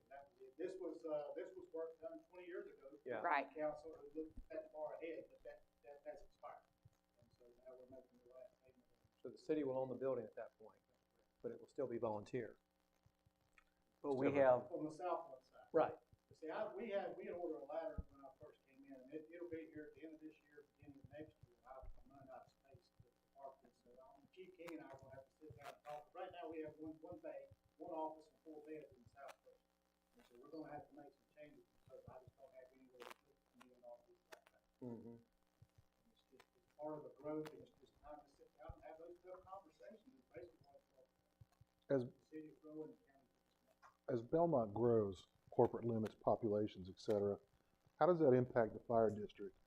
Because their revenue for community is derived from the fire district. So, I mean, if the corporate limits around them are encroaching, it would seem then that the fire district would be shrinking, and thereby the revenue that they would receive from that. So, I mean, is that the handwriting on the wall that you're referring to? Is that as the corporate limits encroach, their operational funding continues to shrink? Operational funding stays the same. They're basically their area. Since Gaston County went to a unified tax district, I'm really not sure how they allocate those specific resources to those individual, probably 501c3 agencies. I can maybe speak to that. The answer is yes. I mean, it's their area. It's based on valuation in most locations. As the area reduces, so does the valuation reduce, so does the yield from 10 cents per hundred or whatever their rate is, all decreases. Gaston County does operate a unified, for all unincorporated areas, and some municipalities participate. Gaston County right now has a baseline amount that the department that serves unincorporated area will have a baseline base fee that they would get that much out of the entire service district. I believe that amounts to $250,000 per year. So obviously the county can change that. That's the current way that was established. There's a amount, but that's really up to the county commissioners to make that determination. In most cases, it's not a unified service district. The answer to your question is yes. As the city expands, so does their changes. One reason that the county put that in place is the cost of those radios, that breathing equipment, the protective clothing, the fire apparatus, the insurance that they have to purchase. All those pieces, that number was established, which is the same number several other counties across the state use as a baseline. Thank you. So when we talk about your station facility, another reason we point this out to you that if there is an opportunity to look at something further there, we encourage you to do so. When we look today at our cost of constructing a station, it's somewhere between $550 and $650 per square foot. That's in North Carolina, and that's significantly more than it was a few years ago. If you look at the chart over on the right, that's North Carolina municipalities that have bid projects each year, and we track this data to show what's happening. And so in 20, we don't have 23's data yet, but in 22, the cost of constructing a fire station increased 20%. The year before that, 21. There's been significant cost increases with supply chain issues, materials, and all those aspects. We looked at programming your needs for a fire station in that northern area, and by looking at that at a 13,000 square foot station, that's going to be somewhere in the $10 to $12 million range of cost. That doesn't include land, that doesn't include your apparatus, that's the construction cost. So that again has changed so dramatically that I think there are those cases across the state that municipalities are looking at options, fire departments are looking at options. How can we work together smarter? So again, that's why we bring that. Did you say $550 to $650 per foot? $550 to $650 per square foot. The 13,000, what does that yield? I can't remember, 2 or 3 bays? I believe that was 3 total. Yeah, and can we also, just for the public consumption, where did the 13,000 square feet come from? Thank you for asking. So we go through and work with your chief and staff to say, what do you need? What size rooms do you need? What do you have now? What would you put? What's necessary here? Do you need 2 bays? Do you need 3 bays? What's the need? And we go through that process and see what the department needs. We take that to an architect and say, okay, if you're building this facility, what is this going to total? What total needs and square footage do they have?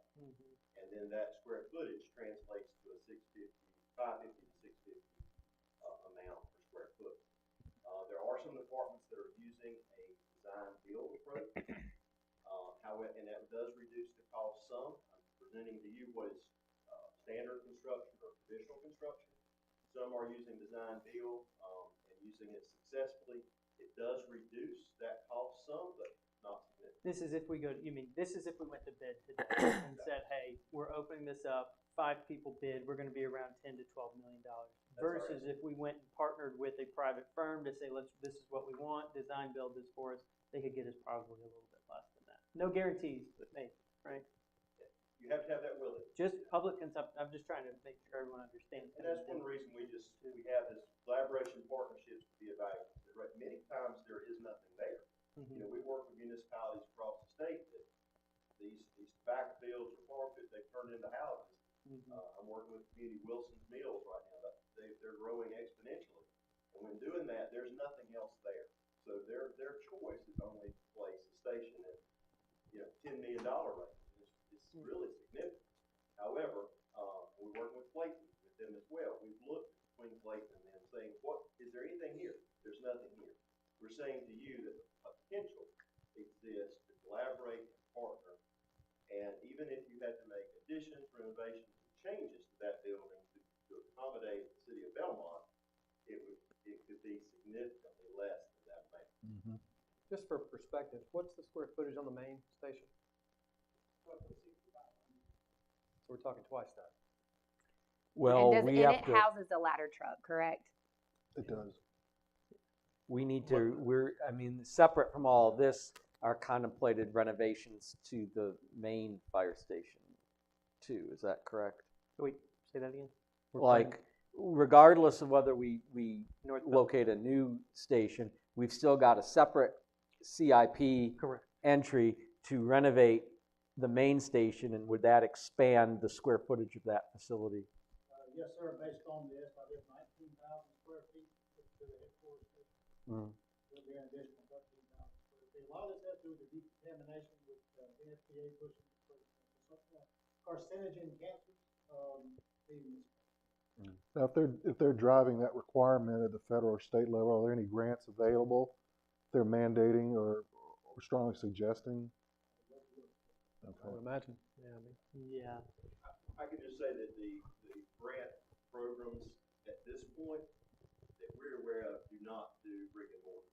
They may help you with systems that go in a building at times, breathing air system or a toxic environment system removal system or something like that, but we do not know of those that provide brick and mortar construction costs from federal dollars.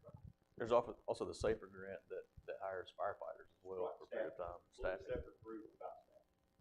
Chief, you mentioned that there was going to be. I believe you listed that in the study on that decontamination area. It's not very large. It's just the facility itself. You have to separate it. It's kind of like the Buffer. disease. You want to keep Yeah. that stuff in the vein, keep the house clean, and that's basically what we're trying to do. I've seen elaborate decon stations, and I've seen the bare necessities. We're asking for the request that the chief of staff made, very, very consistent with others we work with. You want to have a room to store your gear in. It's not in the living area. Right. You want to have firefighters able to come in and clean themselves off, make sure none of that gear goes home. That means you've got to have gear, what's called gear extractor, gear washer, you'll be able to dry that. The size is not all that significant, but trying to look to the future of where you are today, you want to protect your firefighters, career or volunteer. Out of the 13,000 square feet, it says it's 120 Just for the D. So again, significant changes in cost, and as we look to you as policymakers of some next steps, there's obviously a significant amount of technical data in the report that we've given, but some takeaways to you would be a decision about that second station north of Belmont to improve the service, in the north area of Belmont to improve service delivery. That obviously needs a funding plan for construction and operational costs. That may or may not include apparatus necessarily, because we've been working on that, but it also could include additional people and planning for that and staffing for that. Also a capital improvement plan to address the frontline apparatus as needed for Belmont. And then this last one is a recommendation from our group to you. Consideration of looking at any potential collaborations or partnerships. I would suggest that's both with Gaston County staff, and with the station that's very near the area of interest for you. I would encourage you to talk to staff, with the county, and see their position on that, where the current fire commission is saying about those models, and where opportunities exist. And I think you'll find that the county would be supportive of that effort as well.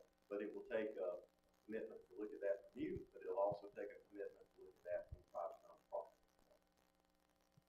So there's the potential of having one unified facility that would potentially save. With that, I'll be glad to answer any questions. Robert's here with me as well, bring in the technical modeling, those types of things. I have a few things. One, to clarify, it's 570. I had that wrong. There's two line items that bring together. It's the vestibule, and then the actual room itself. So Still nominal relative to correct to the 13,000. So first question here, and this was something that we brought up at the last budget cycle, because for us to understand this analysis is to put it into context. So when we look at it from this perspective, we're looking at the city of Belmont. So we're saying, just bear with me, there's a wall right around our border, and this is what we are today. What we were also trying to understand is benchmarking. So what the data I didn't find helped me to benchmark, where do we fall from a ranking perspective against Gastonia or Mount Holly or Charlotte? Because we need to understand in context, are we in a what we would consider a good position, because ideally, if there's a fire down the street, I'd like to be there now, within 0 minutes, not 4 minutes, not 2 minutes, not 8 minutes.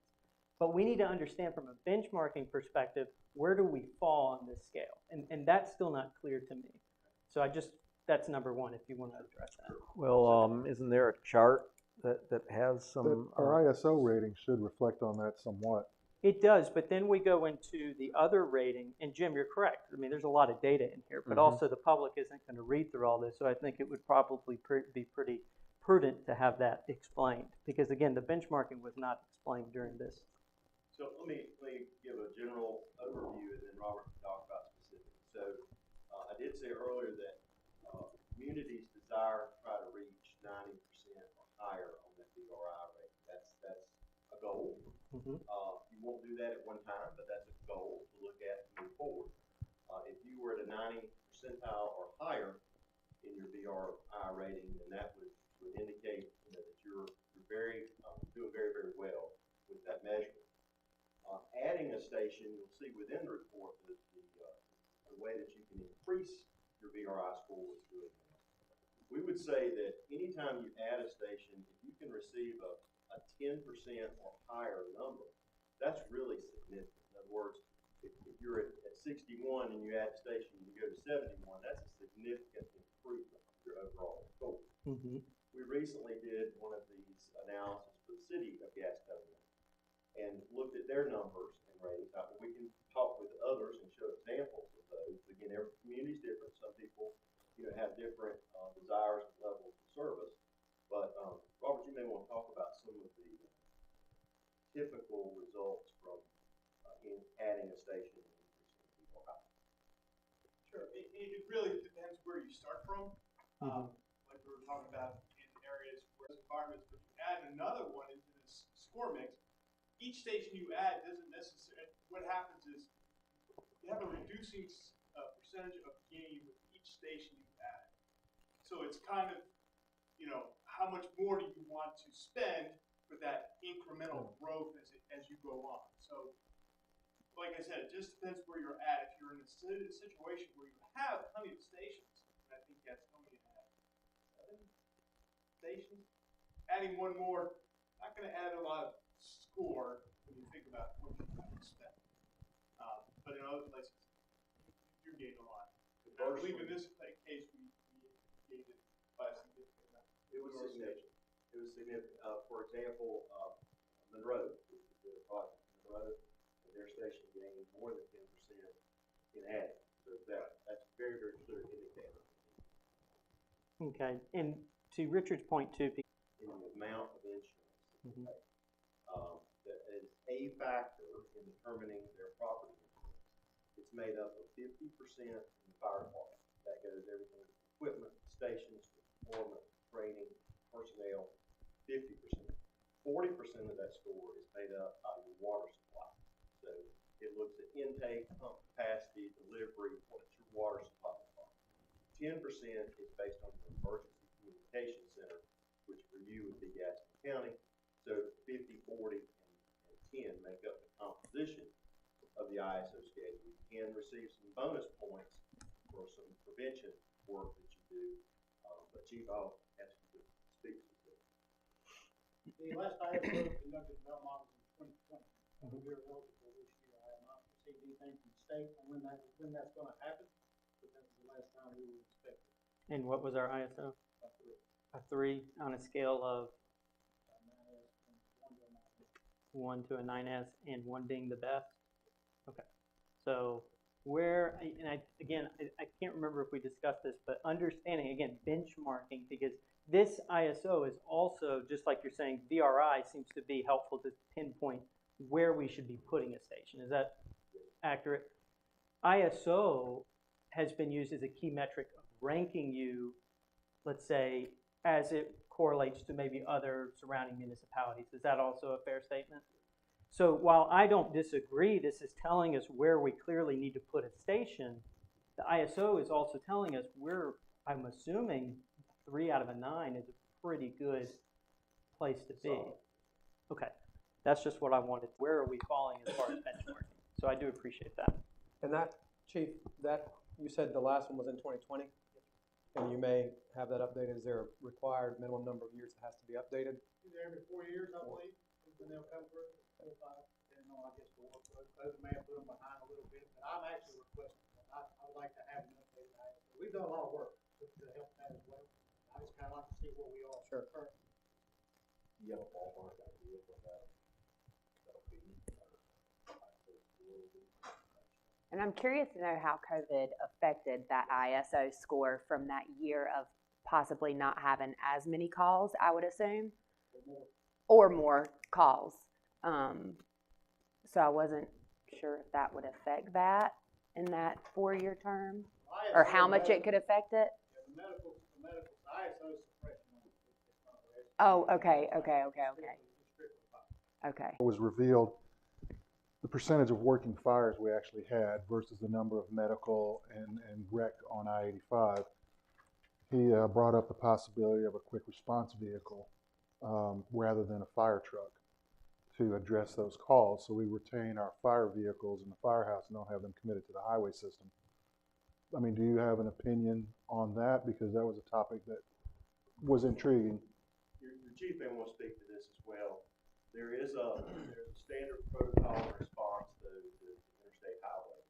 And if you don't follow that, you're so liable for your personnel being hit on the interstate. In other words, blocking lanes, there's a process you follow to block lanes on the interstate, those type of things. That's most effectively done with large fire apparatus.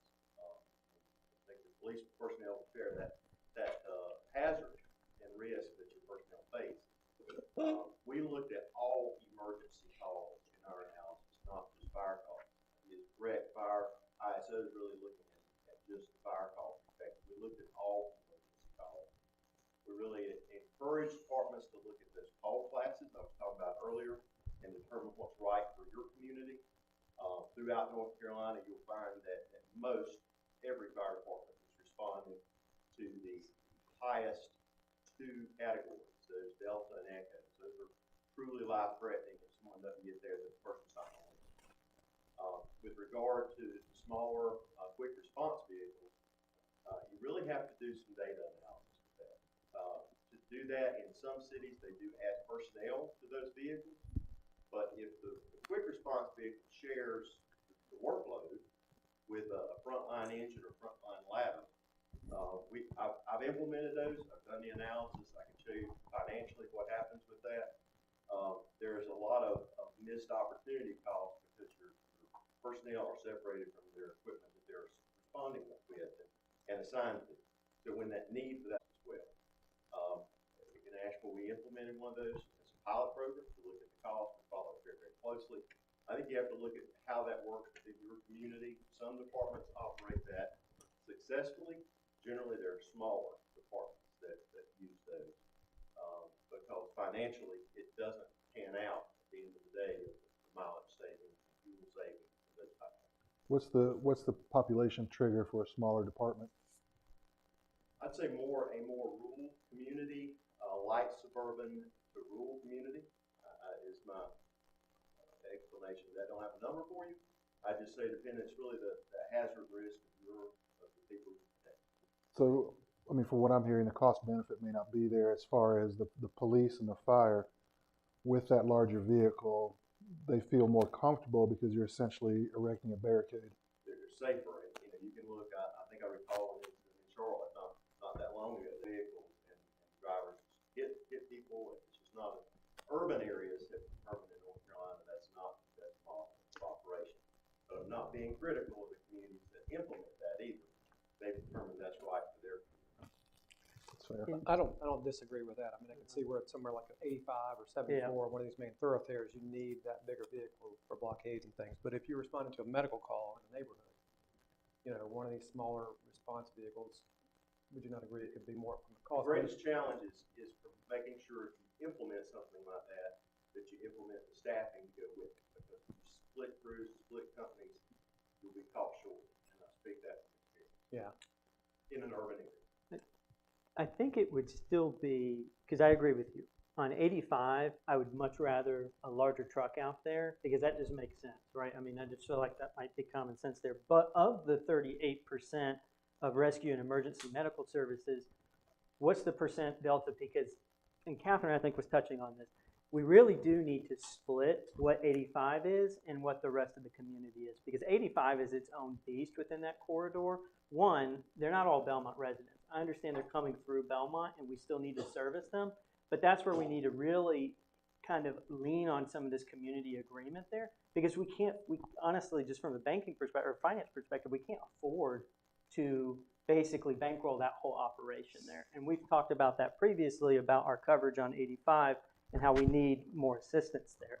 But of the 38%, to Jason and Richard's point, if we're talking about kind of like this more compact, I'm assuming vehicle is what Mark was basically alluding to, and what comes to mind is almost probably like an EMS type of vehicle that we invest in. I'd be curious, of the 1,500, I don't know what period this was, but of the 38% of total calls, where was that percentage split between 85 and within the community? Yeah. Because then that would answer our question of, is it worth investing in that small utility vehicle, or, and I'm just calling it a utility vehicle, or is it not? Because if most of this is on the interstate, we have our clear answer right there. No, we should not invest in it.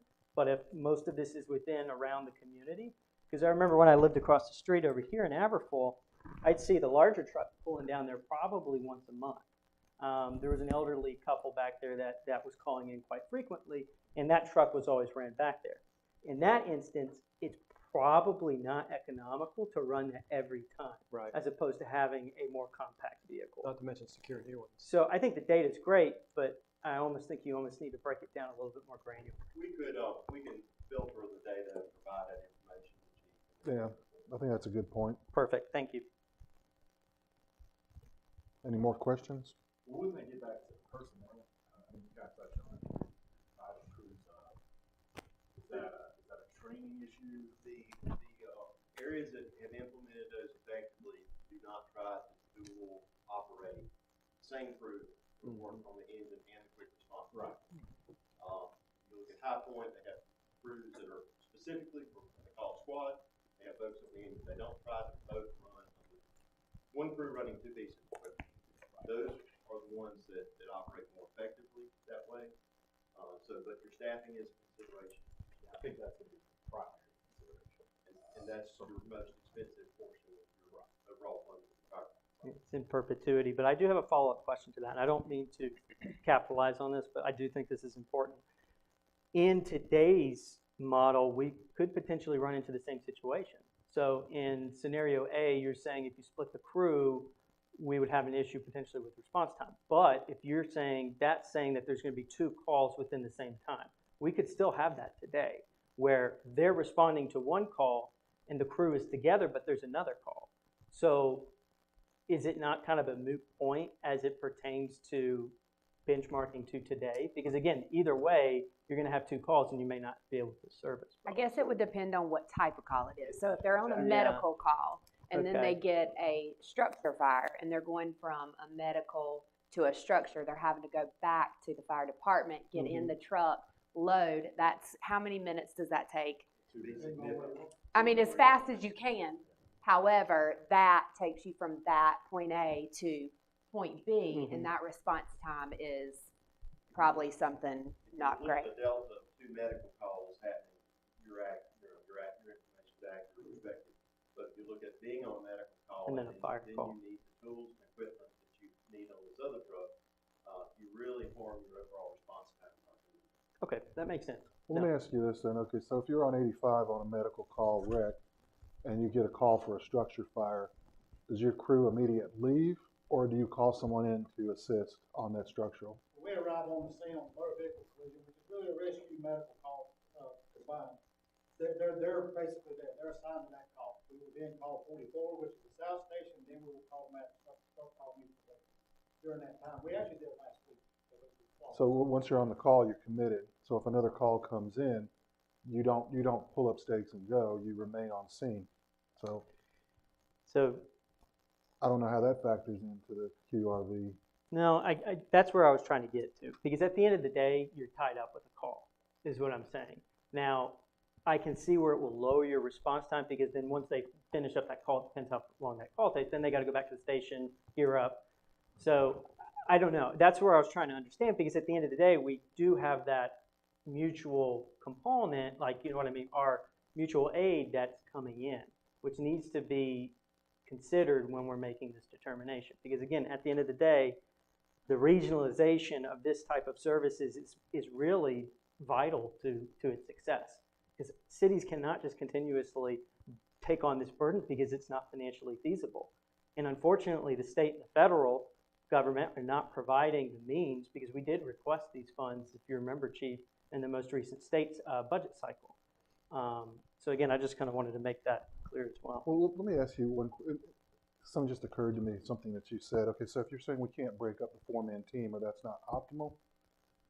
Earlier you were talking about our mutual aid agreement, and you said that one of the municipalities, all you could get them to agree to was one engine and one fireman. So what is that saying? That truck can roll with one fireman? I'm concerned about our mutual aid coming in. I'm concerned for staffing levels, and again, I'm not pointing the finger at any one entity. This is a problem across the country. We just don't have people in firefighters. Getting people to come to work. They have the funds, they just don't have people to show up to work shifts. That's kind of what staffing is a huge problem.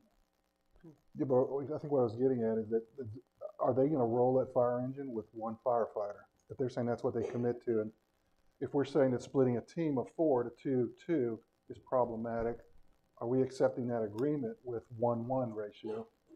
Belmont, we have 4 on the engine, so we run a complete 4 crew on the engine. Community, they may only have 2 permanent part-time employees that day if anyone's signed up.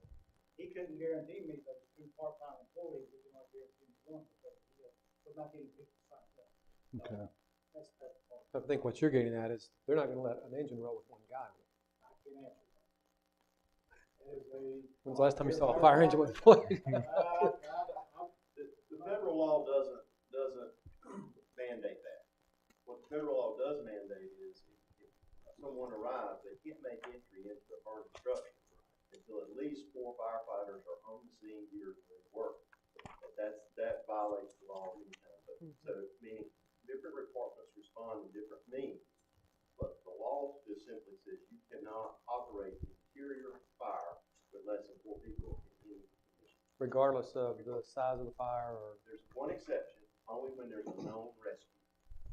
okay. And outside of a known rescue situation, anyone who does that would be In violation of the legislation. Well, I don't mean to play devil's advocate, but I'm curious. Okay, so you're abiding by that rule, 4 men on the truck to make entry. Okay, how often does that occur? Because I mean, we got 3.24% working fires. I mean, how many times of those working fires are we having to make entry? Have you guys looked at that at all? I would caution on that just because of the safety of the team, because I understand at the end of the day, the 4 people on the crew is to safety standards, and correct me if I'm wrong, Chief. So we want 4 people on the crew. No, if yeah, there's a fire at the end of the day, we want 4 people on that crew for the safety perspective. That is what's driving the 4-man crew, though. Okay. And you understand you have applied for safer. I encourage you to continue to do that. Even in Greensboro, we applied 5 years in a row before we were successful. Continue to apply, continue to make your case. That program is available to help assist the first several years in hiring people and getting equipped and trained. So I encourage you to continue to try to achieve the safety. All right. Are there any other questions or follow-up? Yeah, how far back did you pull this data for the number of incidents? some of the modeling that you put together? I was just curious how far back you pulled it. Probably a year's worth. I'm just curious as to if you saw, and you guys do this all the time, so, have you seen COVID kind of skew any of these numbers? And if it has, It did one of 2 things, depending on the community. We've worked it across the state. It either decreased during that year, or they increased during that year. It depends upon different communities had one or the other, meaning that it was either significant what I mean by an increase or decrease. I mean, well, can't you say that for any year? I mean, Usually a significant increase or decrease. Okay. Robert, I'll ask you to comment on Well- that as well. We look at all that data from all the departments we do this type of work with. And it's either, looking at the chart, it's a great drop or a great spike. Do you happen to know? Most of it's a drop. You happen to know what it was for gas and county? Not off my head.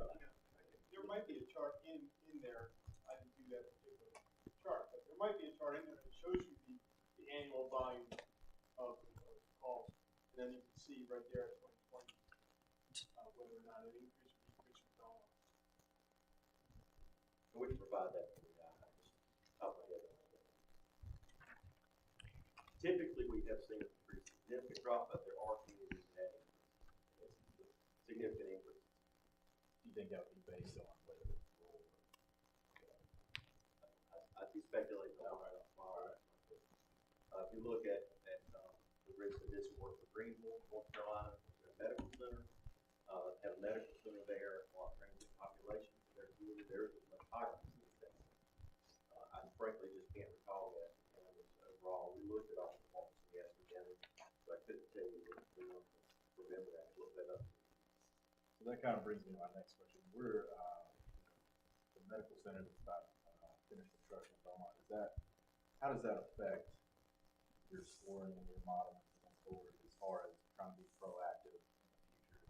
Absolutely. Robert recognizes those medical care facilities. Yeah, well, it depends on the medical facility, but if you're gonna have a hospital facility, it's obviously a risk facility, increase the risk, especially if nothing was there. Is that the one that's gonna be off of 85? Yes. Yeah, so if there was nothing there before, and I don't think there was, if I recall.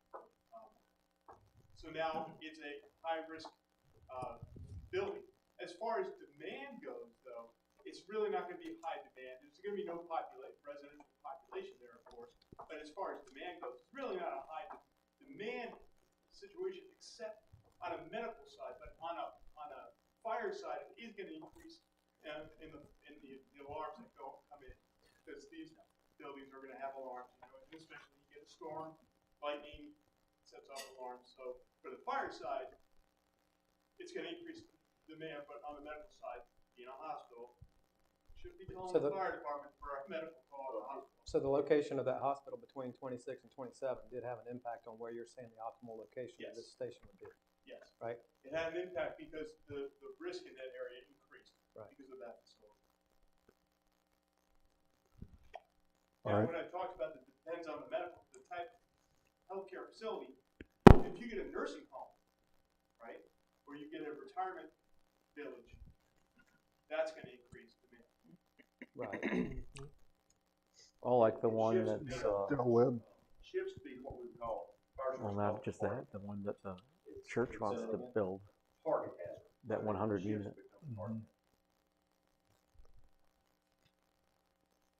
All right. Any more questions? Any more follow-up? All right, if not, Chief, Mr. McNally, Mr. Grayson, I appreciate the work that you did and put into this. Thank you all very much.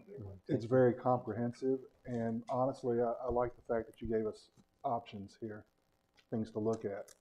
I appreciate that. And you're clearly very knowledgeable because you answered all the questions very well. Yes, yes, absolutely. That's what we do. Thank you. Thank you so Thank much. you. Thank you guys so much. So just to Miles, I know there was this is for information only, and there is no action needed, but like where do we go from here? Having digested this, and I read it twice, it was very thorough. And may I ask also, just so that I'm aware, did we have something with the current station, something that they came to us to make better, add improvements? Well, there is a capital improvement item that the current station needs renovations, and that's independent of this question of whether there needs to be. I think there was an immediate request for facilities because of the female firefighter that was brought on board. It was something more immediate. Yes, for the, it's on the 5-year capital improvement plan. The headquarters stations, it's not funded for any kind of improvements this fiscal year. Right. What was included this fiscal year was $170,000 in cash, potentially for the North Belmont Public Safety Station. I believe that's for property purchase if they had identified a certain area. And looking through the CIP over the next 5 years, the headquarters station is not included in here at all for any kind of renovation. So that needs to be revisited through the CIP Definitely. process, through this budget process. We'll look at all those CIP projects. Well, just to go back to that, no, there was a reason for that. So when we looked at the budget, both projects were in there. It was the North Belmont Fire Station and it was the renovation to the current Yep. main station. The mindset during that time was, one, to understand the information from this, but it was also to potentially consolidate both of those projects into either doing one or the other. Even though it was earmarked, I can't remember, X amount of millions of dollars for the main station renovation, it could have been on the turn to do a satellite station in North Belmont. Because at the time, we wanted to understand, was 13,000 square feet in correlation to our 6,000 square feet station needed? So again, I think that's the reason why we commissioned this analysis, was at the end of the day to understand what is the need. I think, again, from my personal perspective, I think this is something we should probably bring up at the workshop or retreat. Thank you, Jason. I agree. And budget cycle again. But again, I think it clearly defines where it should be. But I would like to stress the ISO rating again, that we are at an above adequate to, if not from their terminology, above average place right now. So That's kind of where I was going. Proactive. Yeah. She talked about it. It's gonna be this year, this calendar year. Yeah. For the next school to come through. I think that's gonna be critical for how we go forward with that. We don't want to do this based on what we're seeing right now. We want to try to plan for the future. Okay, well, just a note, I know Alex and I have talked at some length about the reciprocity agreements, mutual aid, and how we could look at that and maybe fold that into our discussion, because this is a huge capital outlay. And at some point, I don't know that it makes sense for each municipality to develop its own $13 million or $10 million station as this area builds out. So maybe we can touch on that. With that said, let's go ahead and move on to item number 3, which is our CityRec project closeout. Thank you, Mayor, members of council. Inside your council packet, I showed that the CityRec project loan was approved by the Local Government Commission on June the 6th, 2023, in the amount of $11,700,000, and it shows you all the actual project funding sources there, totaling the project amount. We were closing out this project and noticed on the final invoicing that there were several change orders that were included, and those change orders pushed the contract above the contracted limit that council had approved in the amount of $142,028.70. And so we met with Edifice and CPL, Edifice being the general contractor, CPL as the architect, to discuss what these change orders were all about, given that we had an original owner contingency in the amount of $103,000 approximately, and that the total change orders were approximately $245,000, which pushed that that total change order amount of $142,000 towards the city. We looked at each and every change order, and they're included in here, just for your knowledge, just to determine what these actual change orders were all about, whether they were unforeseen, whether they were an owner requested item, whether it was a design issue, and we all came to the conclusion that each and every one of these change orders were in fact needed to close this project. We also talked about the actual contract period, and you can see in the paragraph here that this project was approximately 61 calendar days past the contracted substantial completion date. And by pushing that amount of time over, it required the architect to work extra hours as well. So we had a contract with the architect, and we have a contract with the actual general contractor. By extending this contract period, by 61 days, the architect made a claim that that they were due additional professional services, and the amount is $53,691. So- Yes, sir. Let me keep going. Okay. Sorry, Get ready, Miles. So yeah, get ready. So given that we are over the contracted completion schedule amount of days by 61 calendar days, I discussed with the architect, could we in fact charge liquidated damages to cover the amount of money that was due the architect? The architect went back to their firm, discussed that, and based on the contracted language for edifice in the city, they stated that no, we couldn't actually capture those days that were, or that amount that was due to CPL. They said that we could charge $500 per calendar day past that liquidated damages. I mean, past that that contract period. So that math equaled $30,500 that we could formally charge edifice for liquidated damages. For the additional money that we had to pay CPL. Correct. So we couldn't cover that full amount. All we could charge Right. was $500. Well, that's what the contract, I'm assuming the contract had a provision in terms of the calculation of liquidated damages. It did. Okay. It did. And so, talking with the architect, we called the general contractor and told them that we intended to make a claim for liquidated damages. Edifice wanted to meet formally with the entire group, city, architect, and themselves to discuss that. And instead of actually calling this the liquidated damages claim, they stated that they could reduce the amount of the change order by that same amount, $30,500, and not call it liquidated damages. So at the end of the day, that seemed fair and reasonable to us, whether we call it liquidated damages or whether we don't call it that. The amount was the same. We would reduce it by $30,500. It doesn't matter what you call it. Right. Yep. And so that put the a new amount due to edifice at $111,528.70. We also still owe CPL for their additional services in the amount of $53,691. So that put the actual total of the budget amendment to close this project at $165,219.70. And you can see in here that there is all the change orders that were included to close the project. CPL, I asked them to include a letter stating how they came up to their amount that they would be due $53,000. And then we also have in here included a budget amendment number 5 for the Recreation Center to close the project.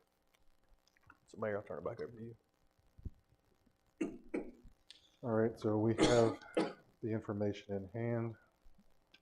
Everybody has reviewed this. Is there any discussion? Yeah, I have a few questions. So the 165, because I just want to make sure I completely understand this. The 165 is in addition to the 103 that we've already gone over per the contract, the contingency in there? The owner's contingency of that $103,000 was included in the contract. Okay, and we've already paid that out. We would have paid that with the change orders to date. I think the change orders were like $240,000 and some change. Can we explain what a change order and owner contingency are, so that why don't we can have some for the public's consumption? Sure. Perhaps so we're all on the same page. So typically in a construction contract, you'll have what they call owner's contingency. Mm-hmm. And it's not associated with anything related to the building or the project in particular. And so as you move through the project, you'll have change orders that potentially arise. And instead of going back to amend the contract each and every time, you can just have a change order that reduces the amount of owner's contingency that you have. So this project started out with $103,864.67 in owner's contingency. Throughout the duration of the project, there were change orders that occurred through the project. And that total amount of the change orders It's 245. was $245,893.37. And we are the ones that initiated these change orders? There, some of them was owner initiated. Some of them were design issues that occurred through the project.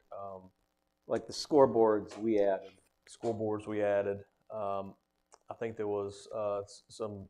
I mean, you can read through them all. That they're you have an electrical. So the scoreboard, that was not included in the initial design for the gym? As far as well, some of them were like table scoreboards. I did notice so, that. That's why yeah. you mentioned it. Yeah, you have 2 large scoreboards and 6 tabletop scoreboards. So that's a scope add, which means it's an owner initiated item at $25,000. The move roof access ladder, I think that it was requirement by Gaston County when they came out to inspect the building.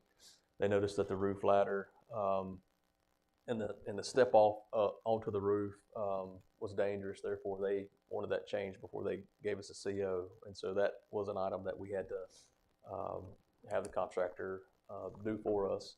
Did we have to pay for that? We did. It's $2,266. So that's a Does design. the onus not fall on our Architect contractor to or- some degree to look at these things in advance to say, okay, yeah, that ladder is not Compliant. sufficient, it's not Yeah. compliant. I mean, Because out of the list, there's only 3 things we added, right? I mean, now granted, they're the larger items. So the scoreboards, the speakers, and I'm assuming there's some type of lighting. Sorry, I'm trying to follow it over. Some type of lighting. So that should be covered in the 103 for us. Now, this other stuff, though, and maybe I'm just not understanding it, and Jim Parks, correct me if I'm wrong, this other stuff should just be at the fault of the firm, right? I mean, like Jason said, Well, removing a ladder at the top because the county said, I mean, we had some drainage issues with downspouts having to be added later, right? that should be part of the warrant. I mean, that's not Right. on us. We My- paid them to do this stuff. my question would related to that Yeah. would be like, how does this relate to the nature of the contract, which was contractor at risk guaranteed maximum price? Because I was always under the assumption that this is the maximum price. Everything over that falls on the contractor. That's why it's contractor at risk. And yet here we are, and we're told, oh, by the way, there's some extra stuff. Now I can, all right, I understand. Like if we added some stuff that wasn't in the original scope, but to Alex's point with the rest of the stuff, how does that all play together? The nature of these change orders and owner contingency, but it's a contractor at risk guaranteed maximum price. Yeah, so the way I understand it is typically you have an owner's contingency amount that's equal to a percentage of what the contract total is. Like if they gave us a bid of $14.5 million to construct the building, then typically you would have maybe a 10% contingency that may have been a larger amount than just the $103,000, and it would have covered some of those things. So I think that this is the way I understand that during the initiation of the project, there was a lot of value engineering that occurred. One of the items was to reduce that owner's contingency amount. So it went from a larger amount to a $103,000 amount. Therefore, the amount was smaller, which you had less to adjust on any change orders. And typically, there's projects that come about that there are going to be changes in a $14.5 million project. There's just probably no way around it, that there's going to be things that the architect didn't catch, but maybe the contractor didn't catch, and therefore, or either the owner says we want scoreboards. Therefore, that you would have to have some kind of funding source for these items, and that amount was smaller the way I understood it at the onset of the project. Be that as it may, I mean, I understand why we would be culpable for things that we request. I guess I'm not understanding why if professional architects, professional engineers, professional builders create a document, a plan, and say this is what we're going to build. At that time, they've got to contrast that with the building codes and requirements of Gaston County. And if they don't spot any deficiencies or conflicts, that puts us on the hook. Because the developer-driven change order says, oops, remove that. Okay, so that oops is now puts us at cost or at risk. That's what I'm struggling with. I can't speak to the construction management risk and how that law is laid out, whether all the items are related to,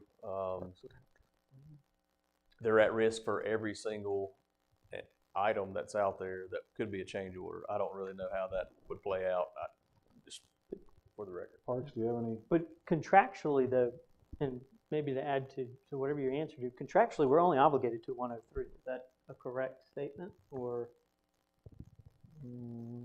Well, if you don't have any change orders, you're not obligated to that amount because it's owner's contingency. So if that's factored into your contract, and then there's no change orders throughout the entire project, then you wouldn't pay an owner's contingency because it wasn't used at the end of So the it'd day. be less, but it's a cap, though, right? That's the reason why it's at 103. Not like, you get what I'm saying? Like, Yeah. I understand if we do something, we pay for it. But once it hits to 103, to Richard's point, some of this, if not most of this, is driven by the developer itself. So why are we taking on the cost for their issues if we have in the contract that we can only pay up to 103? I guess The other thing that struck me was, and this is no one's fault in this room, this is well before your time, but the per diem rate on the extension of the completion date by 61 days, $500 on a project this size, that just seemed really. I think that was capped by statute or something, was it Really? not? I think we had that discussion. Well, I can speak in general. I can't speak to this, but when you deal with liquidated damages, it's got to be, it's got to actually represent what you think the damages are going to be. It can't be a penalty. There's got to be some basis for it. And if it were too large, there's got to be some connection between the amount that you set and like reality, like what you think. 'Cause it's a substitution. It's like instead of having to go through and prove all our damages, we just say X dollars per day. But there's got to be some, like you couldn't just say, well, $5,000 per day. Sure, it's going to be based on. Yeah. So So it just it's seems low. Yeah, to me. it does. But I don't, Nothing we can do about it now. Yeah, it's true. So what the list is of what we're considering of scope of what we added totals to 107. So I could see us being on, you know what I mean, on the hook for 107. The remainder of it, I don't see how I could vote to approve that. So, I mean, because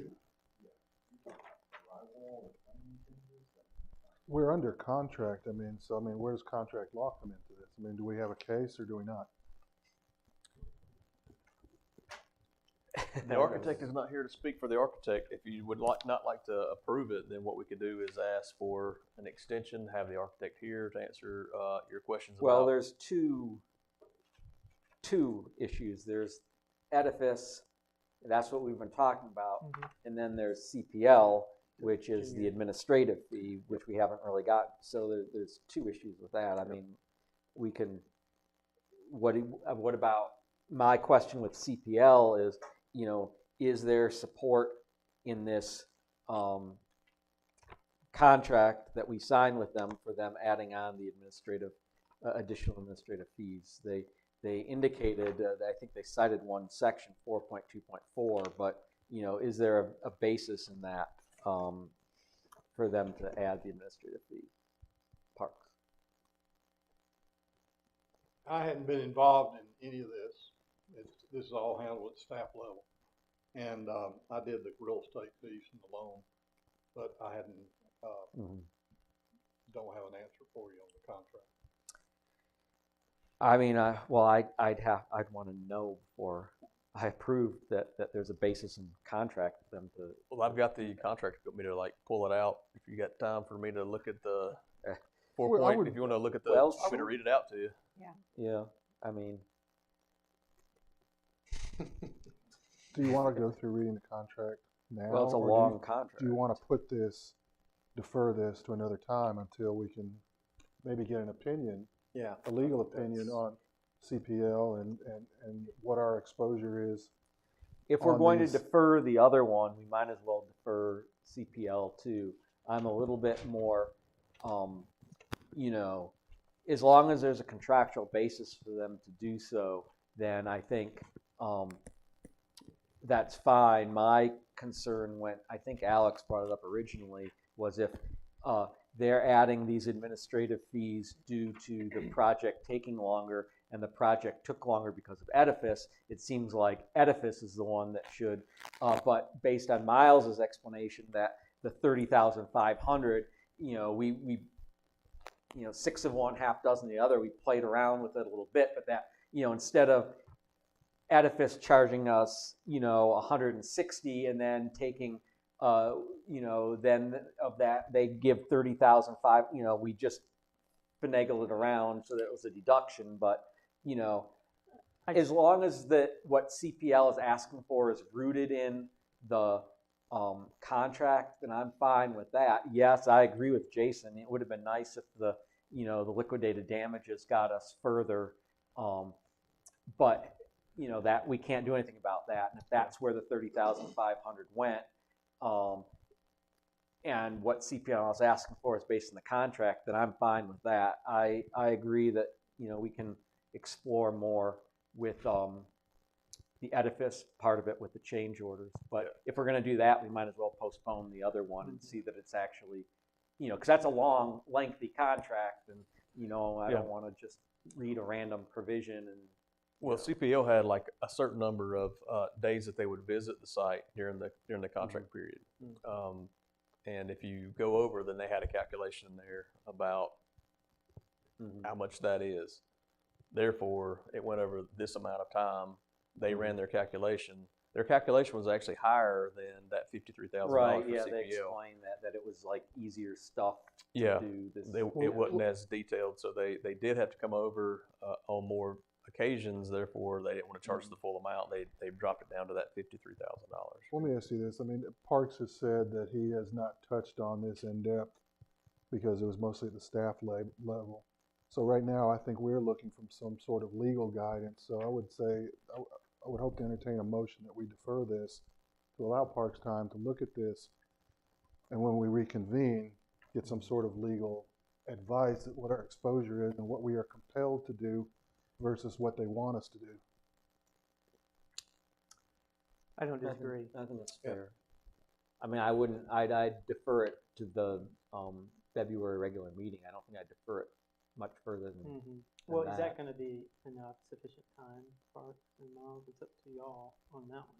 'Cause there's no sense in rushing this if they're not going to have the time to do it. Yeah, I mean, I want to make sure we allow them time to formulate. I mean, I don't know if you want to set the exact date, because I really don't know if we'll have enough time in 2 weeks. Well, I don't mean, know when you defer something, you're supposed to defer it to a given time. But I mean, we could say the February workshop, if that would make everyone more comfortable. Then we have to determine, that was another question, whether we were gonna have a February workshop with the retreat. Oh, yeah. 2 days later. Well, we've handled business at the retreat before. We go It's a into public we go meeting, into I mean.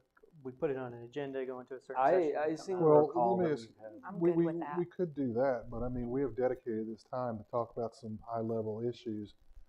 Do we want to necessarily get bogged down in this and take from that time would be my question to you, because this is earmarked time for us to get together That's a and, good point. and set our plan for the year going forward. I mean, we're talking 2 weeks spread between our workshop and our February meeting.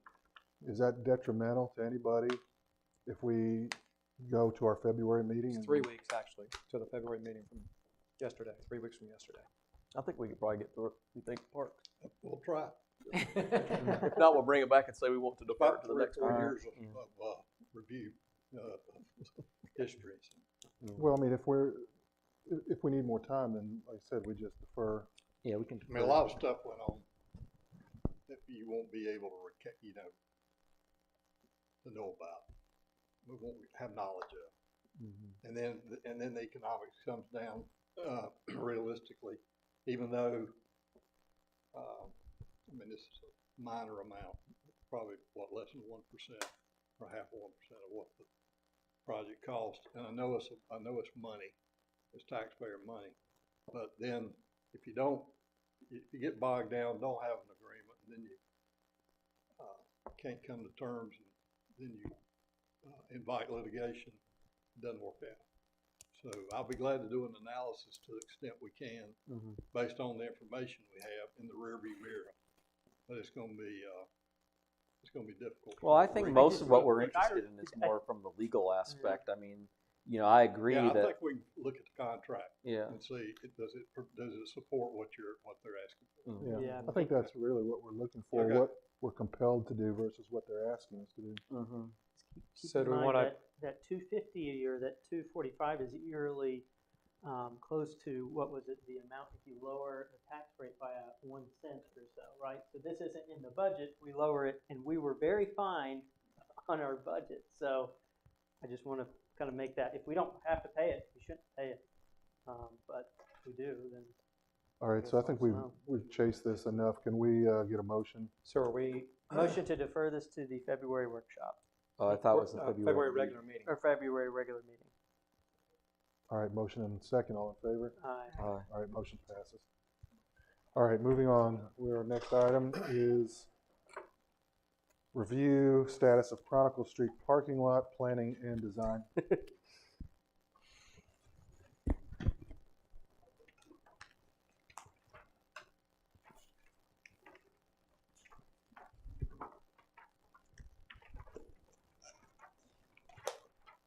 Miles, or there's slides for this. Did you load the slides for this? No, I gave them to you.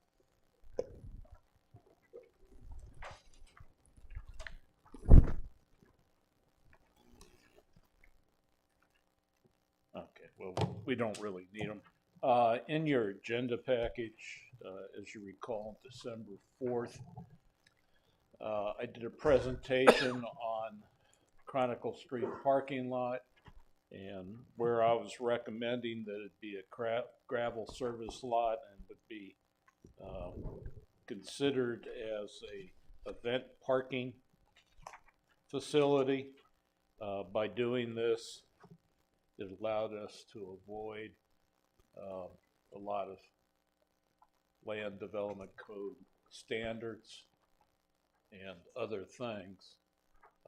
As we left that meeting, as we left this item at that meeting, it was going to be that Miles was going to talk to the city attorney and determine if we have legal ability to skip all the land development standards and put in this, what's called in the land development standards an event parking lot.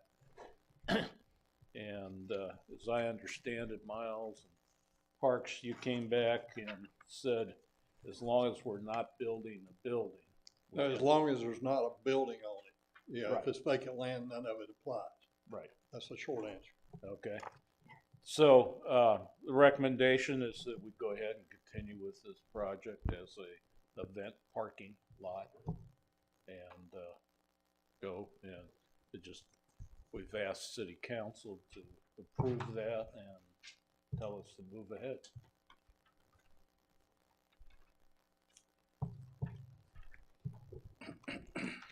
So if you're going to move forward under the auspices of event parking, and that's driven by our ordinance, what does that entail? Because, people have concerns that it's going to become a overload lot for some other businesses there, which is not our intent to create, private parking for an entity.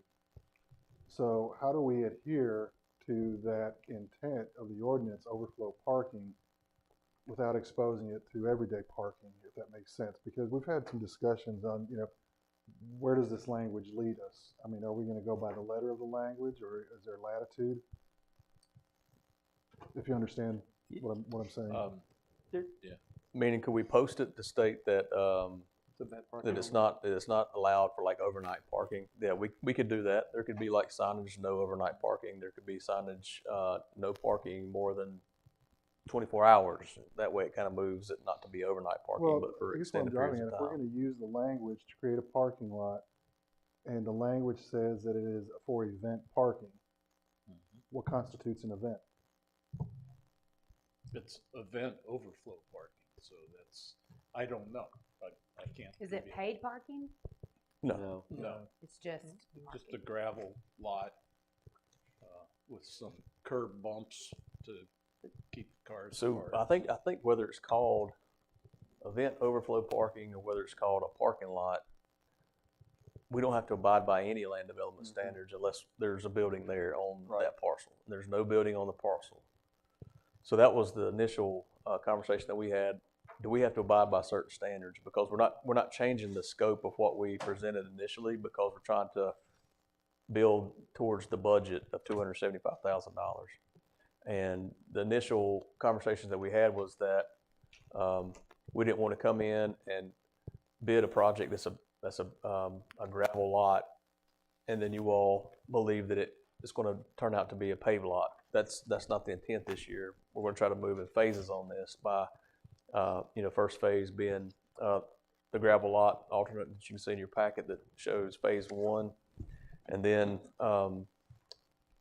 also phase 2 in future years, or either we could also include inside how we design the actual bid itself is to have alternates. For example, we could say that we'd like alternate number 1 to be a paved lot, and see where that amount comes. You got the base bid of the gravel.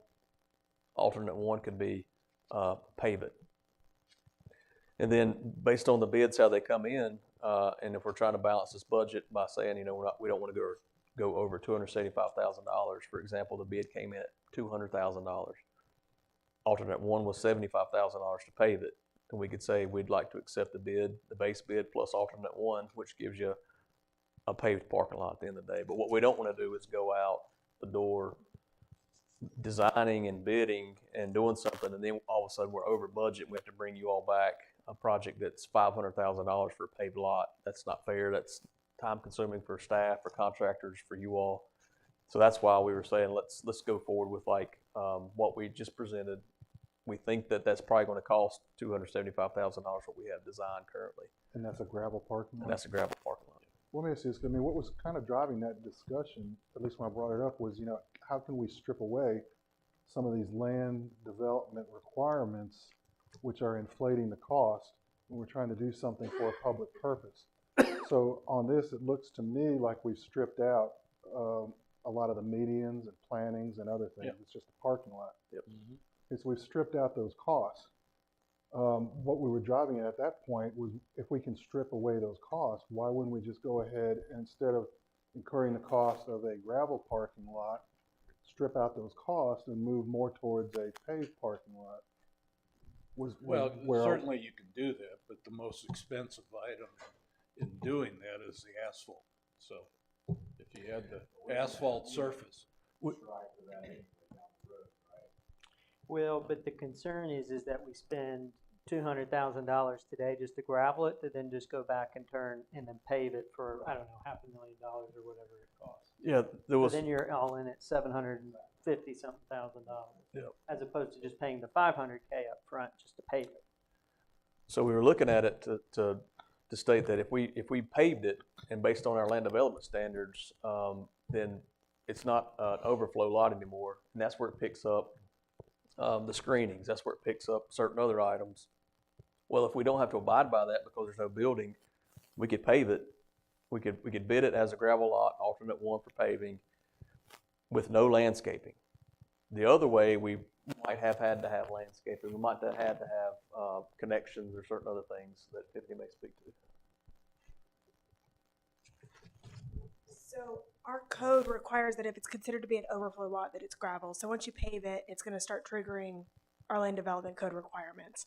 Unless you want to go through the conditional zoning process to amend for our project, which is similar to what we did on the rec. But I thought we just said that We don't. It doesn't have to comply with the land development code. If unless it's a we- gravel lot, because that's what helps to define it as that overflow lot for occasional purposes. We don't have to abide by, based on what we saw, what Parks researched, if, we don't have to abide by land development standards at all. Okay. All right, perfect. If there's not a structure. Thank you. What did we have in the budget for this again? The budget for this, I think was, 275. I'll look real fast, hold on just a second. Yeah, the Chronicle Street parking, $275,000.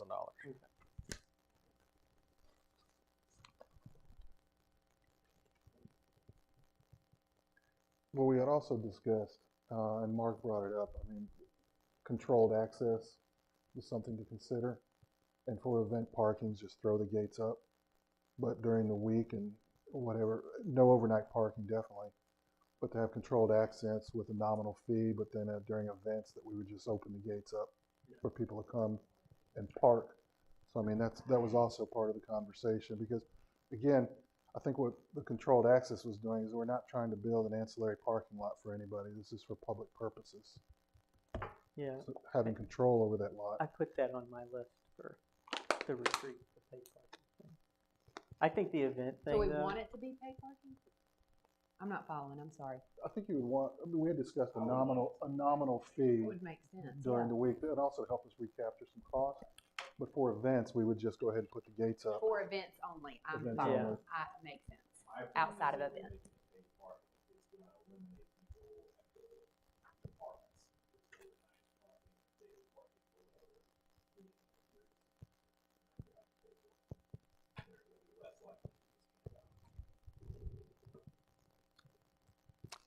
Do we have any paid parking anywhere? I mean, that would be some I've- administrative. I've brought it up the past 2 years to review this. Yes. So I'll bring it up. Are you asking if we have paid parking anywhere? Paid, P-A-I-D. Oh, paid. I'm Because I mean, like, you know, all right, that's fine if we make it so, but you know, that would entail some additional administration and oversight.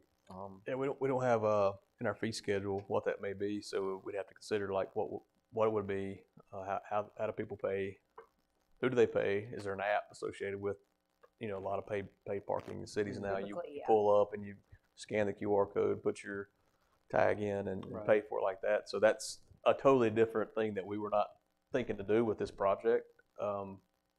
We can, I mean, if that's a consideration. But we don't have to decide that tonight. All we have to decide tonight is if we want to proceed with the minimum, a gravel lot, and then option A and B paved, or not, I guess, you know, just option B would be paved, right? Right. But if that's, again, to your point, if that's the end game, I mean, do you want to do it incrementally and then pave over the surface you initially put down? I mean, your cost will go up. When is the proposal to go to bid for this? Would it be in this budget cycle, or would it, like, if we were to vote and approve this today, are we gonna see the bid process in the already approved budget, or is it probably more likely gonna fall in the next fiscal year? No, I want to make a call on that one, that it's going to be this fiscal year. Okay. We're moving forward with the project, and then get creative on the alternates too. It's not, we could actually put, you know, phase 2 for the gravel. How much is that? Pave the whole thing, do certain things. And so to get creative so we can bring something back to you all to consider, and it may be over budget at that time, and y'all may say, let's pave the entire thing because it's, you know, that's what we need to do. So I think that we'll get creative with the bid, with the various alternates, and we're going to move forward quickly to get it bid so we can get it in place. I mean, now's the time to do it. So you need direction to authorize initiating the bid process to include option A, gravel only, alternate option would be paving. No, I don't really think we need to even get that far down into like the just authorizing the bid process to begin. Yeah, just for us to move forward. I mean, I think let us move forward with the bid process, and let us bring back what it may be, knowing that Sounds- we're Well, going to bid. again, just to play devil's advocate, if we have $275 this year earmarked for that, could we not compartmentalize that money and hold on to it till our next budget cycle, see where we are, budget for the parking lot, and then combine those funds and just pay it? Would that make any sense to do it that way? That's up to you all. If y'all want to not do the project till next fiscal year, and then we have. Well, I'm just throwing it out there. We've talked about planning and compartmentalizing funds to earmark them for projects. We don't have such a large capital outlay at one time. But just throwing that. I mean, I'm fine either way. We need parking. Short-term float, I mean, you fund half of it now and half of it in the second half. Some short-term financing. I do want to point out that if you're going to pave it, you're going to have to conform with our watershed protection ordinance. And that means you're going to have some, That came up last time, yeah. some kind of pond or something else there.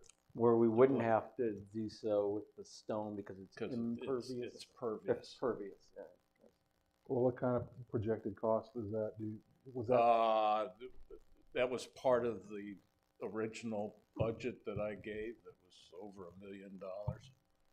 And $1 million in total, or $1 million Yeah, to but- mitigate for the watershed requirement? that was also about a year ago too. So, we'd have to look at all that. But the watershed, yeah, it's going to cost you money because if worst came to worst, you'd have to put a stormwater retention system underground in order to get all that. Okay, It well, hasn't, this project has not been designed, so I think Miles is a little optimistic to think that we'll have bidding packages ready by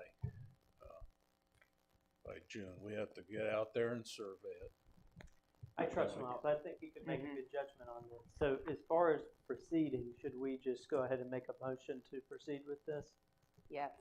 Because, well, as it's requested, because to Miles's point, we can come in, if they come in and get creative, which we'll see what they can do, potentially we can then make, because ultimately, we have another vote on this. It's whether we accept the bid or we Right. don't. There you go. Right, we're just voting today that we're accepting the Go forward project with the contingent project. on what we're gonna do within the Yeah. project.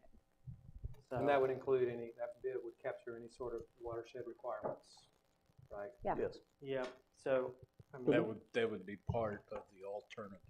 correct, yeah. but So let me ask you'd have Jerry, asphalt, and then when you make it impervious, there's going to be a lot more runoff.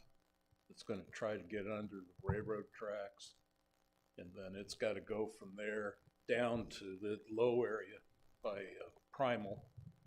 But if we put gravel, how often are we reapplying the gravel? Well, we've had a gravel lot off of Main Street there. That's not reapplying. Well, it's a maintenance issue. Yeah, there's no question. It's a maintenance issue. Yeah. So that, I mean, we don't want that. But- if we're gonna pay over $500,000 for parking Well, lot, I don't want The proposal for gravel was to control the cost. Just as a matter of perspective, that lot you referenced, over there by the tracks? Yeah. When's the last time that was resurfaced, like with gravel? I don't know, that's public works question, probably. So if you, About 2 or 3 years ago, they brought gravel in and redone everything. But that's gravelled on purpose because we don't own that land. That's, I understand, I'm just trying to get, if we stay with gravel with this for 3, 4, 5 years, how often are we gonna have to resurface Well, it or refill it? that parking lot down by the railroad tracks gets used every day and it's fully parked up. If this is an event overflow parking lot, if it sees parking one day a week, that's probably a lot. I think more is the water aspect. Yeah. Of course, we want to touch the gravel design, how the water will run through it. so let me revisit the question I asked you. You said the project was like $1 million. We were talking about in Yeah, round it was numbers. over that. Okay, so what I was asking you, I wasn't clear because you were combining that with a statement about mitigating the water. Was that $1 million that you referenced? And I understand we're talking different time, Well, round numbers. Is that for the entirety of the project, or were you speaking, It it was was, $1 million? it was well over $1 million, and it was decided, I think. Well, how much Staff of- how much members of said, that- well, we don't have that kind of money, so this is what you're gonna get. Okay, but what I'm driving at is how much of that overall number that you're referencing was earmarked or required to mitigate the water? That's what I'm trying to get a handle on. That's gonna take some studying and design work to determine what kind of volume of water we're talking about. Well, I understand that, but when you guys had your original plan, was that not part of the concept plan? I'm just Well, we saying this whole threw plan. figures at it. It was a budget estimate, not based on any design. Spitball. Okay, well, I'm just trying to get some idea of what that requirement, what we're looking at as a percentage of the product or the total, but I guess we ultimately don't know that. Because that's gonna impact, I think, whether it's paved or whether it's gravel, if that's a requirement. All right, so we've discussed this. Is there any desire to motion for make the a action. motion? Sure, to proceed with, as presented. I'll make the motion to proceed as presented. I'll second. Catherine? Okay, motion and second, all in favor? Aye. Opposed? All right, it Thank you. passes 4-1. Thank you, Jerry. All right, so now we move on to item number 5, Police Department Annual Report Presentation.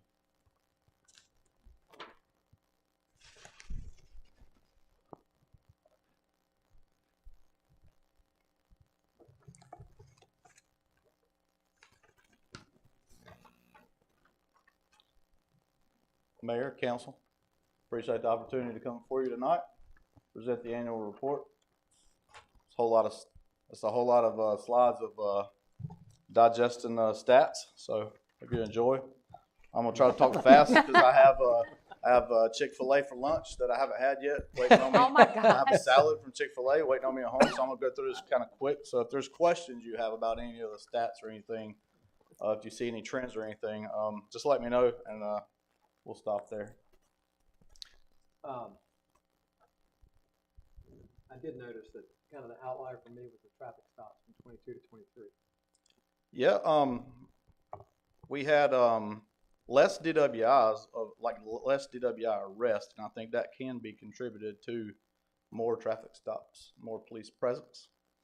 There was definitely an increase in traffic stops. There was a little increase in traffic citations issued, but more or less there was more people pulled over, which I think is a really good thing because you don't have to give everyone a ticket. We're just looking for voluntary compliance on the most part. Our traffic collisions have went down. I'll move on down to 85 South and 85 North. If you'll look at the 22 to 23, you'll see a decrease. I believe when I didn't put it in here, but I believe it was a 14 and a 20% decrease. Can't remember which one it was for which one. Moving on to vice narcotics. If you look at the stuff from 2022, you'll notice everything's kind of in grams. Yeah. And then you have sort of on the 2022 side down towards the bottom, you see That was gonna be my question. 35 pounds. Well, Was this one bus? Oh, absolutely not. Okay. And you'll see the seized currency was $261,351. Now, if you look over at 2023, you'll see a very high increase in everything as far as confiscated drugs and seizure of money. Is this concentrated on 85 out of curiosity? This is because we have trained up. We hired when I first came here, we hired 2 retired people from Gastonia City who their lifelong careers was vice narcotics. We went through a spurt of training different people, and some didn't quite work out for that job because it takes a very special person to do that job. We have 2 people in there now who they've trained up and are very proficient at what they do. Not only that, there's the 2 people, one of which still works part-time for me, and one still, well, both are part-time, but one works more than the other. But they also, I can attribute this to us joining task force, federal task force, the HSI, the DEA task force, and a couple of other ones. And so we're linked up to the DEA and other task force to where we are more involved in seizures on a higher level. We still work narcotics in Belmont, And that's one of the things I told them when we decided we were going to go into some of these task force on a federal level. I said, that's fine, but we're still going to work dope in Belmont, because I know there's dope in Belmont because we're stuck between Gastonia and Charlotte naturally. So a lot of drug dealers come here to sell narcotics. So what I'm telling you is it's not really safe for a drug dealer to come to Belmont and sell narcotics in the Roses parking lot, because it's probably not a good idea. So the assumption, though, we could fairly or accurately make is this was here in 2022, we just didn't catch it, and due to the current leadership, we've been able to now catch it. I will say that we've started up our program, and our program's on a higher level now. There you go. Because we were definitely still doing it. As you can see, we've seized it over 261,000 in 2022. Now we've seized over 1.3. So the thing about that is I know you look at dollar signs, but that is dispersed based on how many different agencies were involved in the drug deals, and the number of man hours put in to actually working the case. And then it's all divvied out on a federal level, and then not so much on the state level. On the state level, we get about 75% of however much funding or narcotics tax that the people tax. So we get that 75% of that, and this has to go directly to the police department for that purpose. And just last question, sorry, Trey. Last question, and I'm done. Of the, let's say the $1.3 million, because you keep referencing the drug deals, would you say this is primarily coming from like a drug deal over at Roses, or is this a bust in a house here in Belmont? A little bit of both. We've got one case we worked, a couple of years back, we got a $500,000 cash out of the hotel, and then directly right after that, we got $75,000 cash. We seized a car, it was worth over $60,000. We ended up getting it. It cost us a little bit to get it, but we still have it, and we actually utilize it. Turn that one into a service vehicle, didn't you? We sure did. It's a very nice one, too. We only have to keep it for 2 years, and then we could repurpose it or sell it. And if we want to, I don't know, it just depends on what the condition is. We'll have to look at that at the time. Gotcha. But that, I think that's a very good thing that we're doing, and this number is not going down. I'll just tell you that. Would you say that your search warrants also was not an outlier in 23 going from 4 to 26, that was mostly attributable to having more staff that are dedicated to narcotics intervention? For sure, definitely.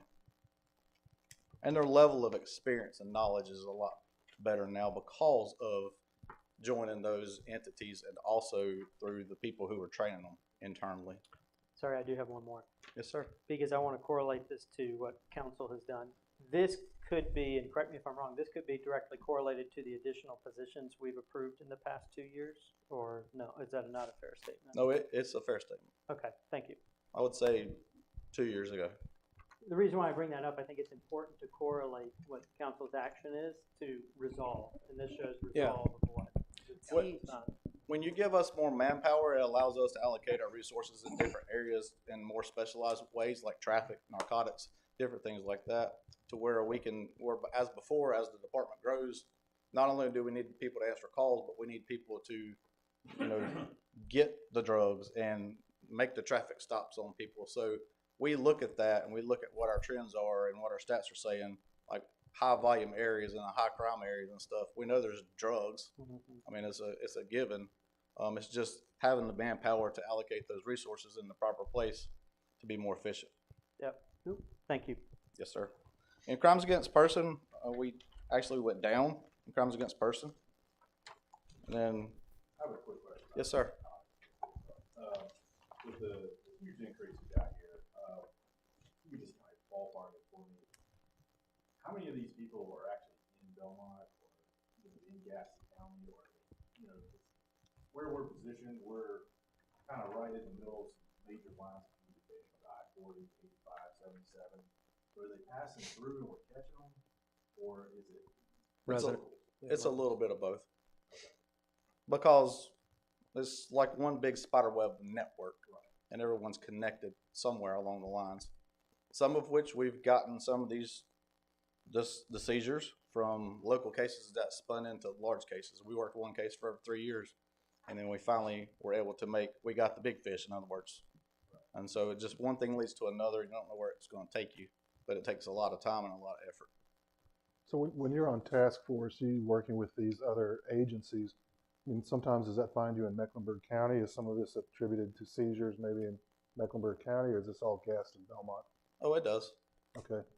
But the one thing about that is our vice narcotics officers who work on those task force, if they get overtime, the task force reimburses us. I know Jared's familiar with that, but and also we had some vice narcotics officers go out to like Nevada, and the feds paid for that. So a lot of the things that you see work towards the large seizures that are related to Belmont, but it may stem across, it may take you all the way across the country because of where the dope's coming from.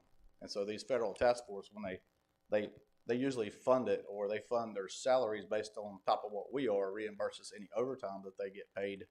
And so the expenses don't really have to come from here. It's kind of like a team effort. When you're looking at this breakdown for 2023 for the narcotics, it's hard to ignore the rise in fentanyl. Is there anything that you need or the police department needs as far as targeting fentanyl-related incidents? Like, are you seeing something that just might?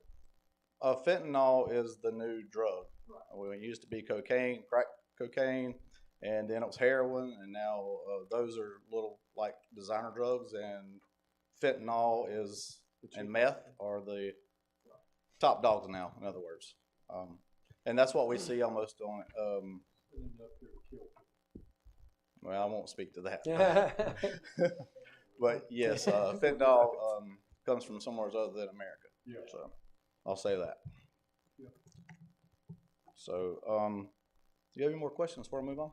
One quick one. I mean, for your narcotics, your totals here in 2023, is that reflective of all seizures here in Belmont, or does that incorporate the task force seizures that may be out in other areas? Both, but I will say that the Vice Narcotics Unit seizures of drugs is the stats you see right here are specific to that unit, not what the law enforcement officers, regular officers, traffic unit, and whoever are getting the drugs. This is separate from all the other drugs that we seize. This is just the ones they did. Okay, I guess what I'm trying to get at, maybe I'm not understanding, is if the citizen looks at this, these numbers are stunning. So I'm trying to get at it for their consumption. Is this all in Belmont, or do these numbers reflect the task force seizures that may be in Nevada, maybe in Mecklenburg County? Because right now, I mean, the way I'm reading, I may be reading it wrong, is all of this is 171 pounds of fentanyl in Belmont. Is that in Belmont, or is that 130 pounds reflective of the task force seizures wherever they may be? Is that just a grand? It's a little bit of both. Cumulative total. How it works is generally you have different departments. Say Gastonia, for instance, or Mount Holly, or Stanley, right? Well, these same drug dealers are delivering drugs to each one of those places. But when we realize we have something in common, then the task force is not just federal, it's actually local as well. There's local agencies involved in it too, who also have officers who are called TFO officers who are also linked into the federal task force. So we have like a local group of TFOs who are linked to the feds. So the feds can just call down here and say, hey, you got somebody in Stanley, you got somebody in Cramerton, you got somebody in Gastonia, you got somebody in Belmont selling drugs. And so everybody builds a case together. That way there's a little bit more manpower and more resources to not take away from what we do on a regular basis, a routine patrol. So yes, the answer to the question is both. It's a little bit of both. And really it just depends on, because of the way drug dealers operate, it really just depends on how or where at the time when you bust them, where they actually were going to at that time. It could be here, it could be Gastonia, it could be wherever. And then, but the thing is we're reaping the benefits of the task force and the local TFOs who are linked to that. So it's a little bit of, the seizures come from a little bit of both. Okay. Besides what the regular officers and traffic unit and everybody else are getting on a routine basis from larceny calls from Walmart, such as that. But that is the figure, that 1.3 is the figure that we're getting a percentage of in our department. Yes, and I will give you just an example of that. On the $500,000, because I do the asset forfeiture stuff myself, on the $500,000 seizure that we got from the hotel, we ended up with $14,000. So it sounds like a lot, but when you spread it out amongst different agencies, depending on the time and the number of people worked at in different departments, the way it's divvied out. It sounds like a lot. That could have originated in another city. Yeah, They spent 90% of the man hours there, but they called them here. We got. But you know, they may have came here from Charlotte, and then our officers were involved in 2 hours worth of the stuff from whatever it was that needed to take place here, and then the rest of it could have taken place somewhere else. It's kind of how that works. So I'll just give you a ballpark figure of how much we get back for asset forfeiture based on a seizure, and everyone's different. You can't just put it in a box. So crimes against property. Our stats went down on crimes against property. Quite a bit. I mean, just looking at all these charts, while no crime, we would prefer absolutely nothing, right? But it is encouraging to see with a growing city that in each of these categories outside of the drug category, we have crime decreasing. And yet we still have a high rate of growth. So I think that is pretty encouraging to see. And I do believe that's probably a direct correlation of the department itself and the presence that they show in our community. Agreed. Thank you for that. So I'll move on down to department training and certifications. These are some of the training and certifications that we have been a part of or have retrained our people annually on. And I won't read every one of them. So if there's one in there you have a particular question about, just let me know before we move on.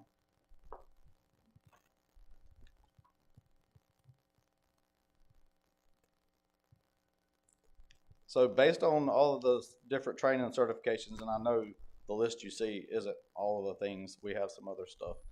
The training hours in general in-service training hours was 8,162. Our SWAT, we have 2 officers who are attached to the multi-jurisdictional regional SWAT team and regional team special situations. We have 2 officers. They spent 384 hours training. The bomb, we have someone attached to the bomb because I didn't go over it yet, but you'll see that we did have 3 bomb threats, which kind of varies from year to year. We've had 1, 2, 3. So just to give you an idea before we move on from that, the reason we have those is because I err on the side of caution anytime there's a package and someone says there's a package and no one knows anything about it. And rather than put my officers in danger and lose someone's life, we call out the bomb team. So if you see or hear on the news or social media that the bomb team's here, they're here because we caught them because we want to err on the side of caution to make sure that everything's okay. It's inconvenient. It takes a lot of time for them to suit up and do what they do, but I'd rather have the inconvenience than the other. But we had like one that was actually called in as a threat at the bank, didn't we? Yes, we did. And it ended up being someone who stole something from Walmart. An officer actually seen them and they dumped their stuff that they stole right by a window at the bank. Yes. And so the CNT is our crisis negotiators. We have one, I believe, for that. No, actually it's 2 now. And then mobile command, someone who drives the mobile command unit for special situations or on the drone unit. And then K9 unit spent 768 hours, and then the DEA or SWAT, because the one gentleman who's attached to the DEA task force as part of their like tactical team as well, he spent 192 hours training on that. So a total of 10,370. The 2023 department training accomplishments, we've added 4 general instructors with our department, bringing our general instructors total to 12. That will go up because we're enrolling 1 more into the next class. We have 7 officers graduate from PSLI, bringing that total number of graduates department-wide to 19. Plan is to have everyone trained at the Public Safety Leadership Institute, and you'll learn a little bit more about that on February 5th because we're going to do some presentations on that upcoming. The 2023 department accomplishments: maintained compliance with CALEA, Law Enforcement Advanced Accreditation, year 3, so that's 3 years we've completed it. Worked over and held 30 sponsors events, including all of the ones below. One I'd like to point out at the very end was Fishing with a Cop, something kind of out of the norm, but it really was a really good event. And then I think we had a skateboarding day. Went really well. Even though it rained, we still had people come out, so we're doing pretty good with that. And held department's second Faith in Blue event with activities and events that span over a 4-day, including a new edition of a musical festival. We had a musical festival with a stage and everything, just like Friday Night Live sometimes. We actually had someone come from Georgia from Faith in Blue, a representative, who actually spoke at that. So we got national recognition, and we also had 2 people go to training in Georgia to they were placed on a board of 20 people countrywide. Arthur Pullen was one of them. Alan Buchanan was the other, to collaborate nationwide at a conference in Georgia to get our take on, unity in the community and things like that. So that was a good thing. The awards from 2023 included a Medal of Valor, Life Saving Awards, Leadership Awards, and multiple accommodations. We presented and implemented Vision Zero and participated in the Vision Zero Task Force, participated in the Traffic Advisory Committee, hosted a Citizens Police Academy, and received NCMEC, North Carolina Missing and Exploited Children certification agency-wide. We're the only 2 agencies in North Carolina who have actually completed this agency-wide, which altogether is over right at 60 people who's completed the training. We retained Rob Tofano for high-profile media needs. He helps us with some of our social media posts, which we kind of already had down pat, but if there's a big incident, I don't know if you're familiar with Rob Tofano from Tofano Media.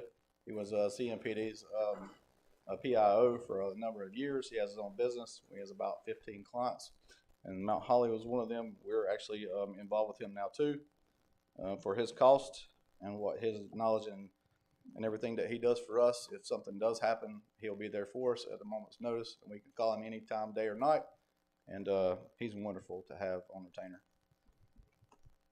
On that, the city-sponsored events, I just saw the post this afternoon. Congratulations on the job you guys did with Shop at the Cop, too. I saw there were 96 kids that they provided Christmas to. Well, we couldn't have done all of that without our officers in the community and all the sponsors who have supported us.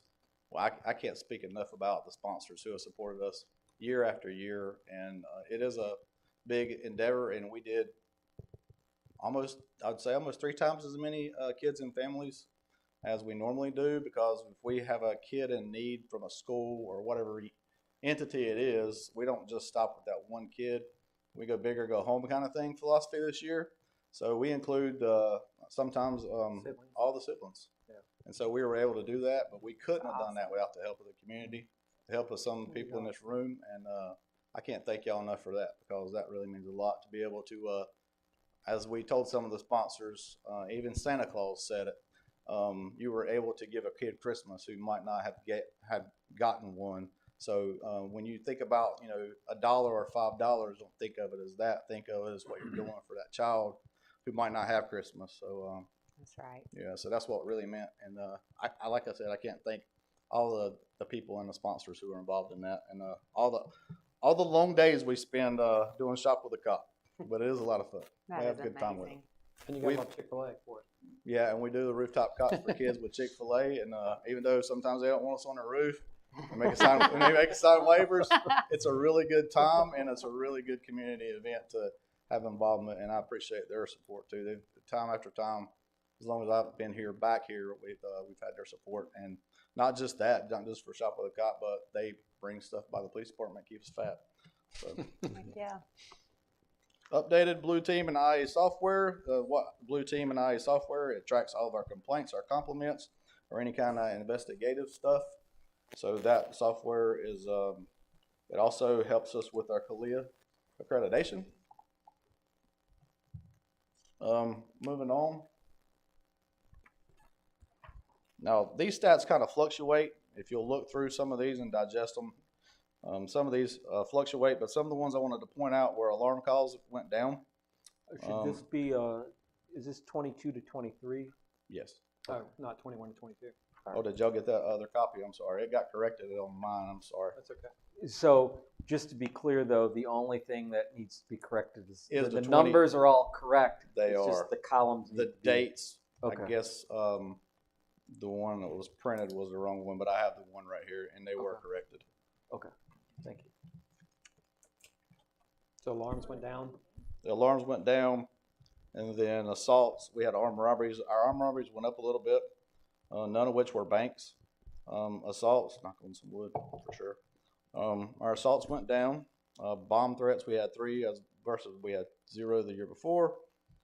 And if you see any below, I'm going to move on. If not, to the next page. They kind of fluctuate. Our missing persons went up for some reason this year.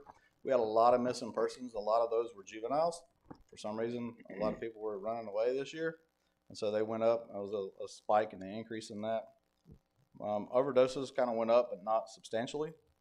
We fight that battle every day on all of our calls for the most part. Radar, we had, as you can see, our traffic stops went up, but we've also put in more man hours on radar assignments, which means if there's an officer out there checking out on a radar assignment, running radar on a specific street where we've had issues, those have increased, so we've done that a lot more. Let's see here. Traffic stops, as you can see, they went up as we spoke about earlier. Collisions went down, and you see the total calls for service. Office of Professional Standards. Our use of force incidents. Chief, yes, sir. Can you tell us what defines special check? I know that came up when we were talking about like the Harris Teeter issues they were having a few months back, and you guys initiated special checks there. What does that entail? Just drive by or be invisible? Or? Yes, it's actually going by, checking the business or whatever it is. Like some people go out of town, we check their houses while they're on vacation if they call in and ask us to. Oh, really? Yes, we do, 100%. And they'll tell us what cars belong there and what cars don't. And sometimes we get their family feeding their dogs and taking them out and all kinds of different things like that. But I'd rather have that than the other, like break-ins. That's but dangerous. So several years ago, I want to say about 4 years ago, we had some break-ins where people were breaking into businesses downtown and like Saki on Park Street. They were doing smash and grabs, getting the registers. And so we were able, because we have our officers do routinely special checks on all the businesses. It proves they were there. But what that also does is if something's breaking into, then we can go back on our special checks for the night and see when people were there. And in the instance where a business was broken into on Main Street downtown, one of the restaurants, we were able to narrow it down to like less than a minute that we had just checked the business, left. And so what that does for us, it's a great investigative tool as well. So it tells us, one, we did what we were supposed to. We're out here checking the businesses and checking residential areas because it just really depends on what the need is. But also, it gives us the opportunity, if we're going to check camera systems at people's house or in businesses or neighboring businesses, we can narrow down the time frame. So it's a very good investigative tool, but also we know for sure whether you checked your stuff or not. So it keeps us in check at the same time. A check of a check. So Office of Professional Standards, our use of force complaints went up to 7, but I will say our citizen complaints were only 2, which is pretty good considering we had over 47,000 calls. But the 4 of the 7 calls were for use of force were canine related, where we were utilizing our canine, and it actually, something happened with that. So someone was running and they got caught. So just for clarification, because I heard that big number before about the total number of calls, that 47,000 includes 34,000 Yes, of special checks. Those special checks, are those like recurring? So if you have a business that says, hey, I want you to check on my business, are you doing that every hour? Is it a recurring thing, or is it just as you get calls? I'll say it's routinely. I won't give you any time frames. But each of those calls is initiated by a request? It's initiated by a request or an officer-initiated call for service where they actually entered it into the computer that they checked this business and they were there. And we're able to know whether they did or not because we have GPS units on their vehicles. So answer me this, can a business or a property owner make a request for a recurring special check, or do they have to call each time they want to check? They can do that, but they have to do that through dispatch, and then dispatch has to set it up in their system. They can even set it up to where it's at a certain time. Because what I'm getting at is each one of those calls, each one of those 47,000 calls was initiated by literally a phone call for service. A phone call for service or the officer actually is doing the checks. But the one thing I will tell you about reoccurring checks is we can't guarantee them because we don't know where we're going to be at and how busy we are. So, I would say that that's a great thing. It'd be something that would be good, but we can't always be there because of call volume. So moving on from the K9 stuff into the K9 statistics. Our K9 unit alone has been involved in 1,640 traffic stops, made 252 arrests, taken 248 reports of detection or deployments, which means they utilized their dog. Were 141 patrol deployments, 76 total apprehensions were 26. As you can see, we apprehended 26 people, but only 4 times a use of force was completed. And these are just the drugs that are related to the K9 unit. And you can see there's grams, grams, grams, grams. And then we got a Christmas present of 13 pounds just before Christmas. Someone had a bad Christmas because we got 13 pounds of marijuana. And if you look over to the right, you'll see K9 kilo over there, and it was in soup cans. The one thing I told them was that we needed to get an electric can opener in the future because opening all those cans with a manual can opener probably wasn't much fun.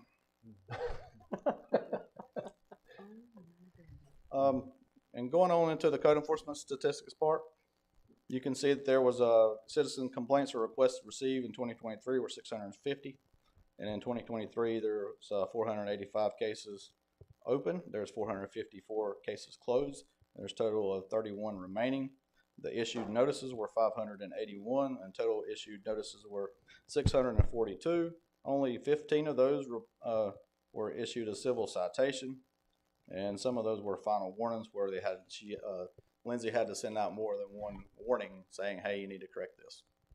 And minimum housing cases, there's still 16 of those open, and non-residential building code cases, there's one open, and then we had a total of 35 golf cart permits issued. Do we have any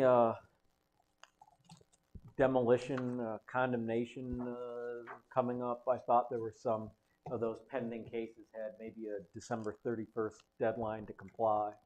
Do you know whether we've got any of those on the agenda coming up? What are you talking about? In terms of code enforcement. Oh, I'll have to check. Okay. Jim, I'm not sure for sure on that. I will look into it though. Sure.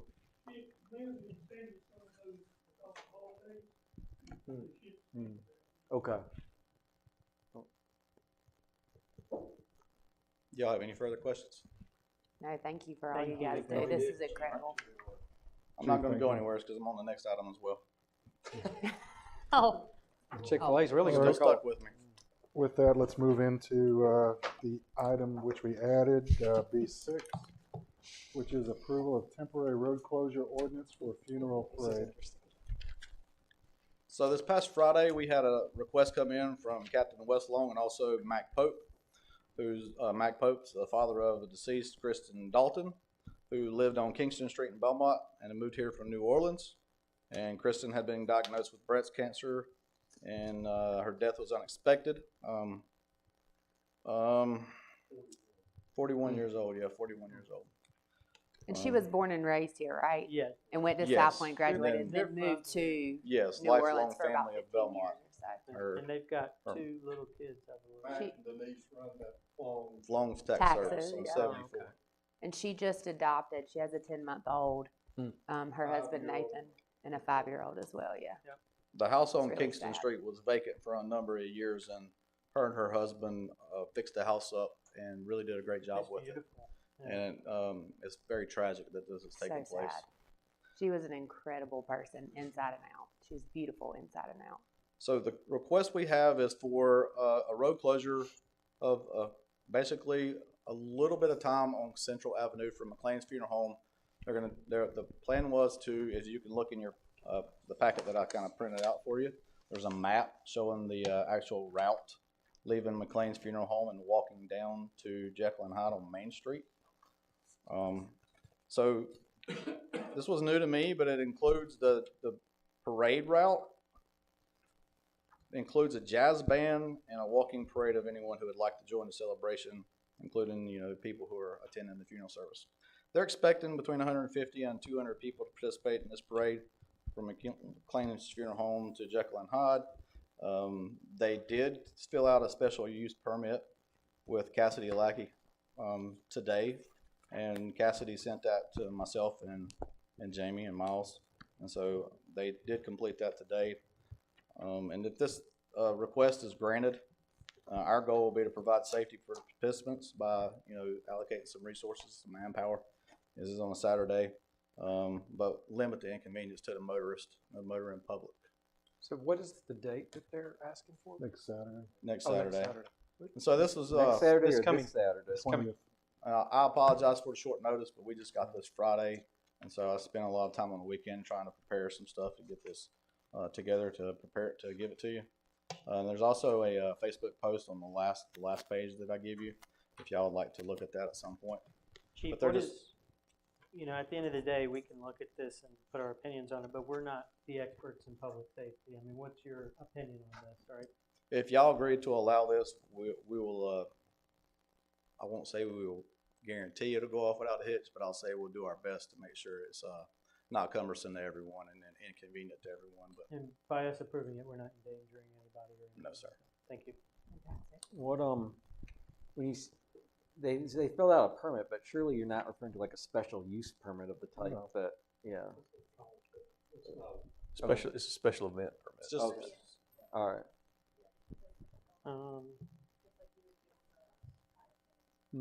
Right. Well, this would seem pretty straightforward. If there are no questions for the chief on any particulars about it, I would go ahead and ask for a motion. Well, do you yeah, have something? want to discuss a little bit? Yeah, I mean, this is well and good, but you know, like we typically would want to talk about, you know, this is the first such request I've seen, but you know, do we want to get in the business? Does everyone get one? Yeah, if they right. want That's one? what I'm a little, I mean, it's definitely a unique request. Yes. But I worry too about the If I precedent. remember correctly, it was prior to my time, but I do believe council, not obviously this council, because I wasn't even on council. I did approve a funeral in the park, I believe, at one point. Didn't that happen a couple years ago, Richard? That's during COVID? That's a little bit different. Though. That Maybe not. doesn't sound familiar, but Didn't I that could happen? say for sure. I don't remember that. But No, I could have sworn it happened. You're not If it closing. happened, they didn't talk to us.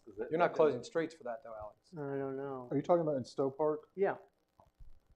I could have sworn it happened, and there was It's- some type it's of vaguely- closure for the procession or something. It's vaguely familiar, but I can't tack it down. I don't know. I'll go back and look, but I thought that happened.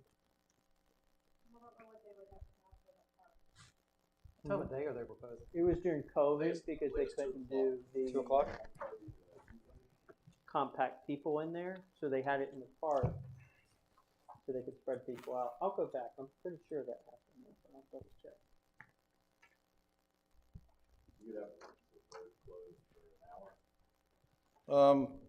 They're saying 15 minutes, but they're I'm gonna say 20 to 25 minutes. That's think what would I be- was thinking, you know, a good From the solid plane 30 minutes. back on Yeah. Highway With 150 to 200 people. hmm With a band as well.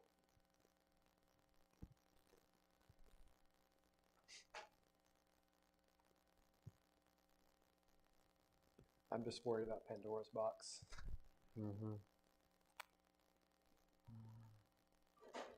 I'm not sure we're gonna often have requests for parades or funerals, to be honest. You know, just speaking devil's advocate, I think this request is a special request. I think it's not gonna harm anything in the midst of 25 minutes. They have agreed, police has agreed to be on site during this time, and allocate enough officers so that it's not impeding on anything else you may have during the day. And it's kind of at a decent time, I would say, as far as traffic. It's not early in the morning, it's not in the afternoon when people would be going out for dinner.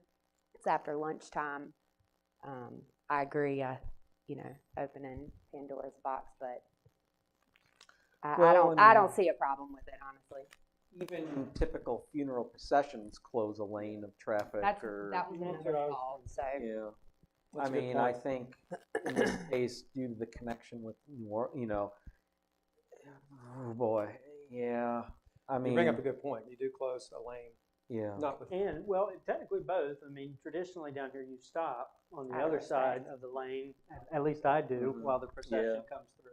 So I Close the stop street. everyone behind me. Because this would be stopped both ways, right, Chief? He's closing the street though. Yeah. He's He's not closing closing the a lane. street. He's closing If the you only street. want one lane closed, that's what we'll do. Yeah, I'm not. I don't know. We do it a lot. We do it for the 5K run on Keener Boulevard when they shut down one lane for that. So of course there's cones up, and then if that's what y'all decide you need is cones blocking the lanes off and only keeping the northbound open, that's what we'll do. We have them. We're gonna have officers. We'll have officers at every intersection, blocking the road at those intersections. I when just the think people that's gonna come be and way go. more distracting than like a 5K. I mean, if I were driving, whoa, what's this? I'm fine with it. If we get, this isn't a court of law. If we start getting a number of these, we can say. Sure. Look at each one of them individually. Of course, yeah. Now, as part of the permitting process, is there any compensation for the city, for the officers that will be? $100, I believe it is. And they've already completed that and submitted it. I'm not sure about the payment, but I'm sure they'll definitely be able to submit it. Yeah, the special event fee is $100. I think you're asking about the extra duty solutions. Is that part of it where they pay officers, any off-duty officers? But y'all are going to be full-time staff. It can be. But we can adjust our hours to allocate our resources and still not cost any extra money for a 20 or 25-minute ordeal.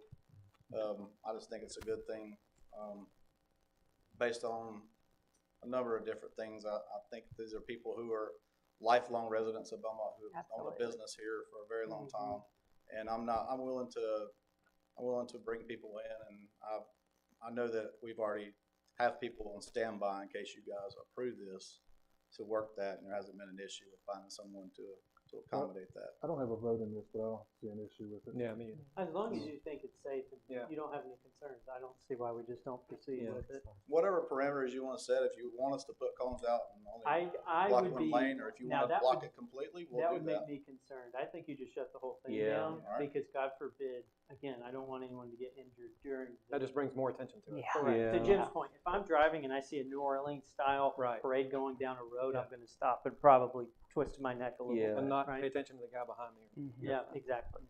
Well, the roads are not going to be shut down for the entirety of the 25 minutes. I mean, as they proceed, it's going to create a vacuum behind them. So I mean, that those roads will open. They'll reopen as they pass. As they yes, pass. as the last And person really, the passes. main artery there is central, and as you get around that corner, you can open that up, and that's 100%. Yeah. You're good to go. That's fine. All right, if we've had enough discussion at this point, this requires a motion. And a second. Motion to approve as presented. Second. Motion and second, all in favor? Aye. All right, motion passes. All right, with that, I would entertain a motion, unless, Miles, there's anything else anyone wants to bring up or add? No, sir. Motion to adjourn. Motion and second to adjourn. All in favor? Aye. Aye. Aye. All right, motion passes. We stand adjourned.